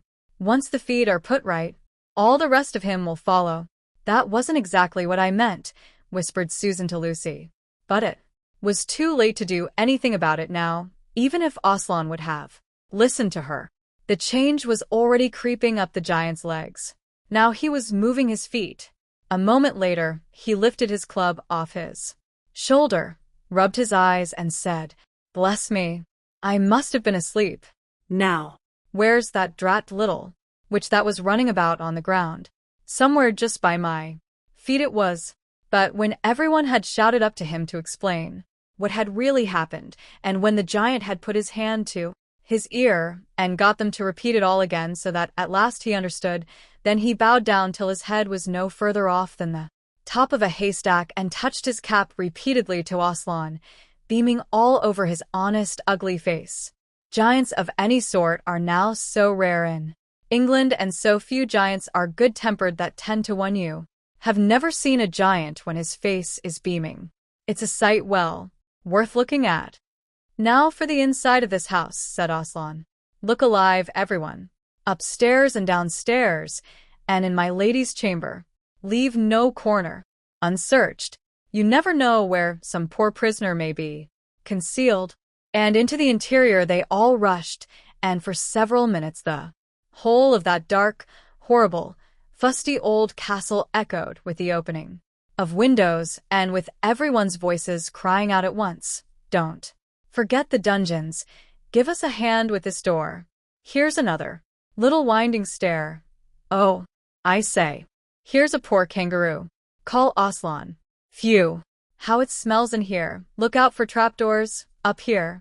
There are a whole lot more on the landing, but the best of all was when Lucy came rushing upstairs shouting out, "Aslan, Aslan, I've found Mr. Tumnus. Oh, do come quick." A moment later Lucy and the little fawn were holding each other by both hands and dancing round and round for joy. The little chap was none the worse for having been a statue, and was of course very interested in all she had to tell him. But at last the ransacking of the witch's fortress was ended. The whole castle stood empty, with every door and window open, and the light and the sweet spring air flooding into all the dark and evil places, which needed them so badly. The whole crowd of liberated statues surged back into the courtyard, and it was then that someone, Tumnus, I think, first said, "But how are we going to get out?" For Aslan had got in by a jump, and the gates were still locked. "That'll be all right," said Aslan, and then, rising on his hind legs, he bawled up at the giant. "Hi, you up there," he roared. "What's your name?" "Giant Rumblebuffin, if it please your honor," said the giant once more, touching his cap. "Well then, Giant Rumblebuffin," said Aslan, "just let us out of this, will you?" "Certainly, your honor. It will be a pleasure," said Giant Rumblebuffin.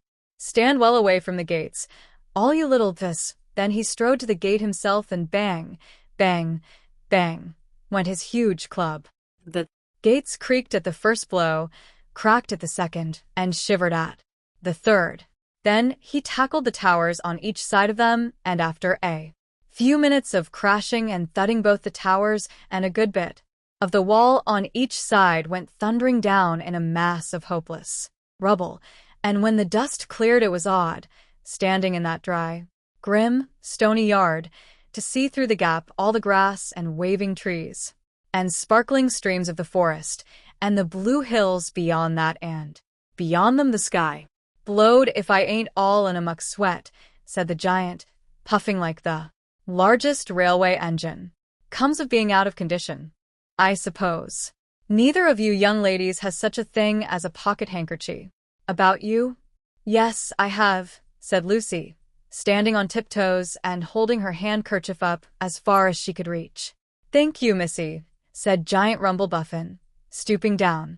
Next moment Lucy got rather a fright, for she found herself caught up in midair between the giant's finger and thumb. But just as she was getting near his face, he suddenly started, and then put her gently back on the ground, muttering, "Bless me, I've picked up the little girl instead." "I beg your pardon, missy. I thought you was the handkerchief." "No, no," said Lucy, laughing. "Here it is." This time he managed to get it, but it was only about the same size to him that a saccharine tablet would be to you, so that when she saw him solemnly rubbing it to and fro across his great red face, she said. I'm afraid it's not much. Used to you, Mr. Rumblebuffin? Not at all. Not at all, said the giant politely. Never met a nicer. Handkerchief. So fine, so handy. So, I don't know how to describe it. What a nice giant he is, said Lucy to Mr. Tumnus. Oh yes, replied the fawn. All the Buffins always were. One of the most respected of all the giant families in Narnia. Not very clever. Perhaps I never knew a giant that was, but an old family. With trotty tie-ins, you know. If he'd been the other sort, she'd never have turned him into stone. At this point, Aslan clapped his paws together and called for silence. Our day's work is not yet over, he said, and if the witch is to be finally defeated before bedtime, we must find the battle at once. And join in, I hope, sir, added the largest of the centaurs. Of course, said Aslan. And now, those who can't keep up, that is, children, dwarfs, and small animals, must ride on the backs of those who can, that is, lions, centaurs, unicorns, horses, giants, and eagles. Those who are good with their noses must come in front with us lions to smell out where the battle is. Look lively and sort yourselves. And with a great deal of bustle and cheering they did. The most pleased of the lot was the other lion, who kept running about everywhere pretending to be very busy, but really in order to say to everyone he met, "Did you hear what he said? Us lions. That means him and Me. us lions. That's what I like about Aslan. No side, no standoffishness. Us lions. That meant him and me, at least," he went on, saying this till Aslan had loaded him up with 3 dwarfs, 1 dryad, 2 rabbits, and a hedgehog. That steadied him a bit. When all were ready, it was a big sheepdog who actually helped Aslan most in getting them sorted into their proper order. They set out through the gap in the castle wall. At first the lions and dogs went nosing about in all directions, but then suddenly one great hound picked up the scent and gave a bay. There was no time lost after that. Soon all the dogs and lions and wolves and other hunting animals were going at full speed with their noses to the ground, and all the others, streaked out for about half a mile behind them, were following as fast as they could. The noise was like an English fox hunt, only better, because every now and then with the music of the hounds was mixed the roar of the other lion, and sometimes the far deeper and more awful roar of Aslan himself. Faster and faster they went as the scent became easier and easier to follow. And then, just as they came to the last curve in a narrow, winding valley, Lucy heard above all these noises another noise, a different one, which gave her a queer feeling inside. It was a noise of shouts and shrieks, and of the clashing of metal against metal. Then they came out of the narrow valley, and at once she saw the reason. There stood Peter and Edmund and all the rest of Aslan's army, fighting desperately against the crowd of horrible creatures whom she had seen last night. Only now, in the daylight, they looked even stranger and more evil and more deformed. There also seemed to be far more of them. Peter's army, which had their backs to her, looked terribly few, and there were statues dotted all over the battlefield, so apparently the witch had been using her wand. But she did not seem to be using it now. She was fighting with her stone knife. It was Peter she was fighting, both of them going at it so hard that Lucy could hardly make out what was happening. She only saw the stone knife and Peter's sword flashing so quickly that they looked like 3 knives and 3 swords. That pair were in the center. On each side the lines stretched out. Horrible things were happening wherever she looked. "Off my back, children," shouted Aslan, and they both tumbled off. Then, with a roar that shook all Narnia from the western lamppost to the shores of the eastern sea, the great beast flung himself upon the White Witch. Lucy saw her face lifted towards him for 1 second with an expression of terror and amazement. Then lion and witch had rolled over together, but with the witch underneath, and at the same moment all warlike creatures whom Aslan had led from the witch's house rushed madly on the enemy lines, dwarfs with their battle axes, dogs with teeth, the giant with his club, and his feet also crushed Dozens of the foe, unicorns with their horns, centaurs with swords and hoofs. And Peter's tired army cheered, and the newcomers roared. And the enemy squealed and gibbered till the wood re-echoed with the din of that onset. Chapter 17. The Hunting of the White Stag. The battle was all over a few minutes after their arrival. Most of the enemy had been killed in the first charge of Aslan and his companions, and when those who were still living saw that the witch was dead, they either gave themselves up or took to flight. The next thing that Lucy knew was that Peter and Aslan were shaking hands. It was strange to her to see Peter looking. As he looked now, his face was so pale and stern, and he seemed so much older. It was all Edmund's doing, Aslan, Peter was saying. We'd have been beaten if it hadn't been for him. The witch was turning our troops Into stone right and left. but nothing would stop him. He fought his way through 3 ogres to where she was just turning one of your leopards into a statue. And when he reached her, he had sense to bring his sword smashing down on her wand instead of trying to go for her directly and simply getting made a statue himself for his pains. That Was the mistake all the rest were making. Once her wand was broken, we began to have some chance, if we hadn't lost so many already. He was terribly wounded. We must go and see him. They found Edmund in charge of Mrs. Beaver a little way back from the fighting line. He was covered with blood, his mouth was open and his face a nasty green color. Quick, Lucy, said Aslan. And then, almost for the first time, Lucy remembered the precious cordial that had been given her for a Christmas present. Her hands trembled so much that she could hardly undo the stopper, but she managed it in the end and poured a few drops into her brother's mouth. There are other people wounded, said Aslan while she was still looking eagerly into Edmund's pale face and wondering if the cordial would have any result. Yes, I know, said Lucy crossly. Wait a minute, daughter of Eve, said Aslan in a graver voice. Others also are at the point of death. Must more people die for Edmund? I'm sorry, Aslan, said Lucy, getting up and going with him. And for the next half hour they were busy, she attending to the wounded, while he restored those who had been turned into stone. When at last she was free to come back to Edmund, she found him standing on his feet and not only healed of his wounds but looking better than she had seen him look, for ages, in fact ever since his first term at that horrid school, which was where he had begun to go wrong. He had become his real old self again, and could look you in the face. and There on the field of battle Aslan made him a knight. Does he know, whispered Lucy to Susan, what Aslan did for him? Does he know what the arrangement with the witch really was? Hush. no. Of course not, said Susan. Oughtn't he to be told, said Lucy.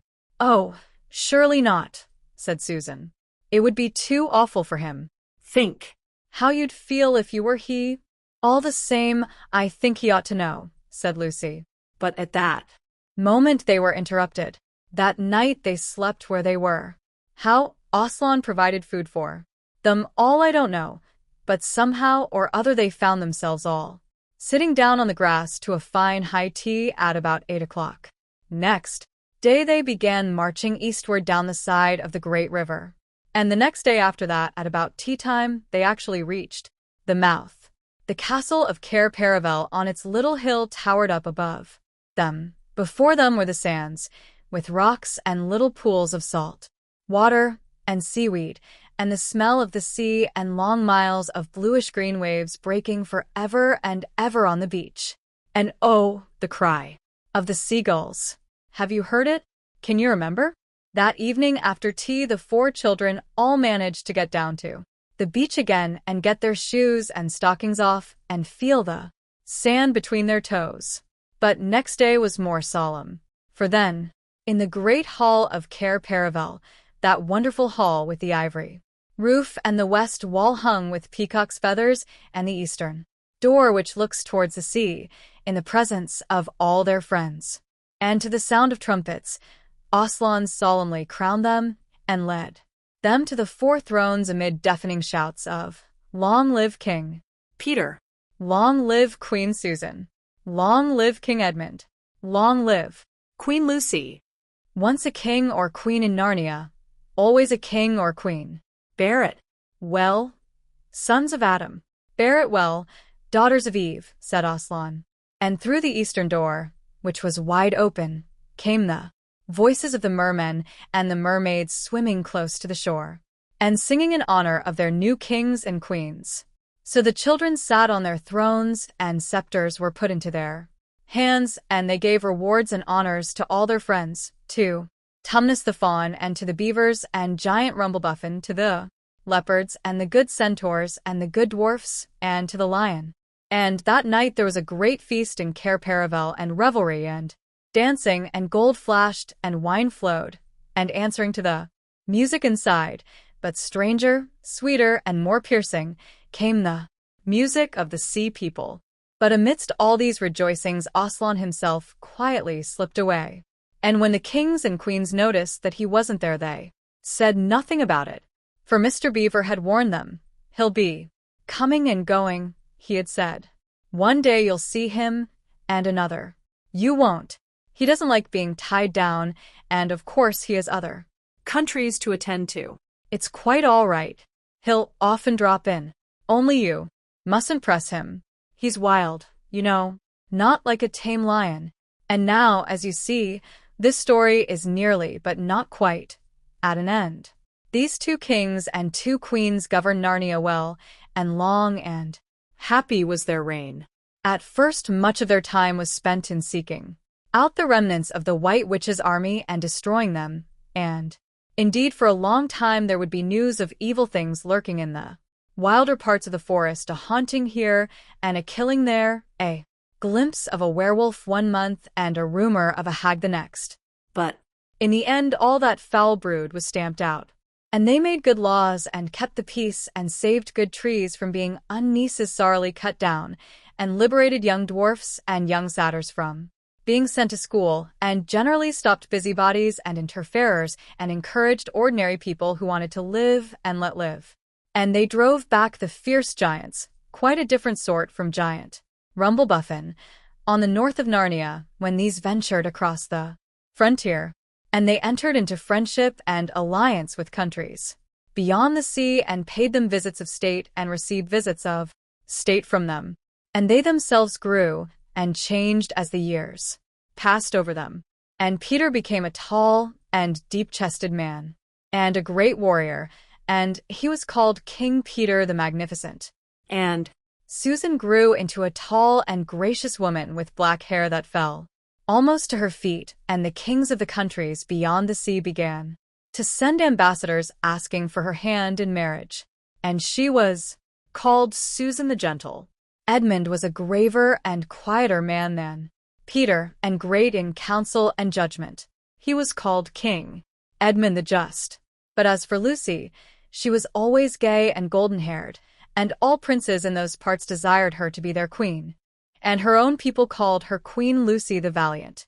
So they lived in great joy, and if ever they remembered their life in this world, it was only as one remembers a dream. And one year it fell out that Tumnus, who was a middle-aged fawn by now and beginning to be stout, came down river and brought them news that the white stag had once more appeared in his parts, the white stag who would give you wishes if you caught him. So these 2 kings and 2 the queens, with the principal members of their court, rode a-hunting with horns and hounds in the western woods to follow the white stag. and They had not hunted long before they had a sight of him. and he led them a great pace over rough and smooth and through thick and thin, till the horses of all the courtiers were tired out, and these 4 were still following. And they saw the stag enter into a thicket where their horses could not follow. Then said King Peter, for they talked in quite a different style now, having been kings and queens for so long, fair consorts, let us now alight from our horses and follow this beast into the thicket, for in all my days I never hunted a nobler quarry. Sir, said the others, even so let us do. So they alighted and tied their horses to trees, and went on into the thick wood on foot. And as soon as they had entered it, Queen Susan said, "Fair friends, here is a great marvel, for I seem to see a tree of iron." "Madam," said King Edmund, "if you look well upon it you shall see. It is a pillar of iron with a lantern set on the top thereof." "By the lion's mane, a strange device," said King Peter, "to set a lantern here where the trees cluster so thick about it, and so high above it, that if it were lit it should give light to no man." "Sir," said Queen Lucy, "by likelihood when this post and this lamp were set here there were smaller trees in the place, or fewer or none. For this is a young wood, and the iron post is old." And they stood looking upon it. Then said King Edmund, "I know not how it is, but this lamp on the post worketh upon me strangely. It runs in my mind that I have seen the like before, as it were, in a dream, or in the dream of a dream." "Sir," answered they all, "it is even so with us also." "And more," said Queen Lucy, "for it will not go out of my mind that, if we pass this post and lantern either, we shall find strange adventures, or else some great change of our fortunes." "Madam," said King Edmund, "the like foreboding stirreth in my heart also." "And in mine, fair brother," said King Peter. "And in mine too," said Queen Susan. "Wherefore by my counsel we shall lightly return to our horses, and follow this white stag no further." "Madam," said King Peter, "therein I pray thee to have me excused. For never since we four were kings and queens in Narnia have we set our hands to any high matter, as battles, quests, feats of arms, acts of justice, and the like, and then given over, but always what we have taken in hand, the same we have achieved." "Sister," said Queen Lucy, "my royal brother speaks rightly. And it seems to me we should be shamed if, for any fearing or foreboding, we turned back from following so noble a beast as now we have in chase." "And so say I," said King Edmund, "and I have such desire to find the signification of this thing that I would not by my good will turn back for the richest jewel in all Narnia and all the islands." "Then in the name of Aslan," said Queen Susan, "if ye will all have it so, let us go on and take the adventure that shall fall to us."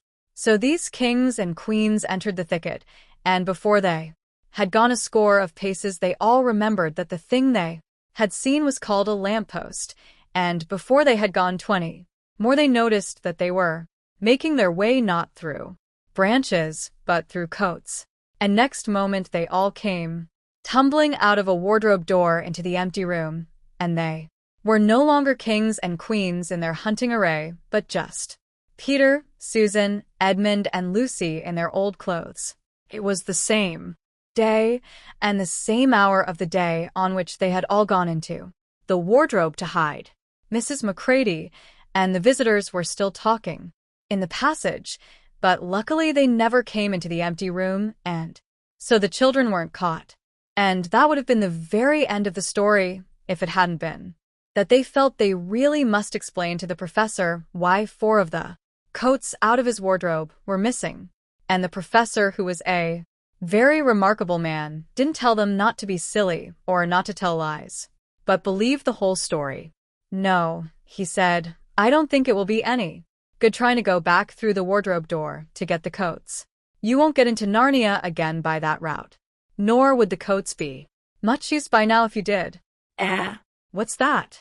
"Yes, of course you'll get back to Narnia again someday. Once a king in Narnia, always a king in Narnia. But don't go trying to use the same route twice. Indeed, don't try to get there at all. It'll happen when you're not looking for it. And don't talk too much about it even among yourselves. And don't mention it to anyone else unless you find that they've had adventures of the same sort themselves." "What's that? How will you know?" "Oh, you'll know all right. Odd things they say. Even their looks will let the secret out. Keep your eyes open." "Bless me, what do they teach them at these schools?" And that is the very end of the adventure of the wardrobe. But if the professor was right, it was only the beginning of the adventures of Narnia. The end.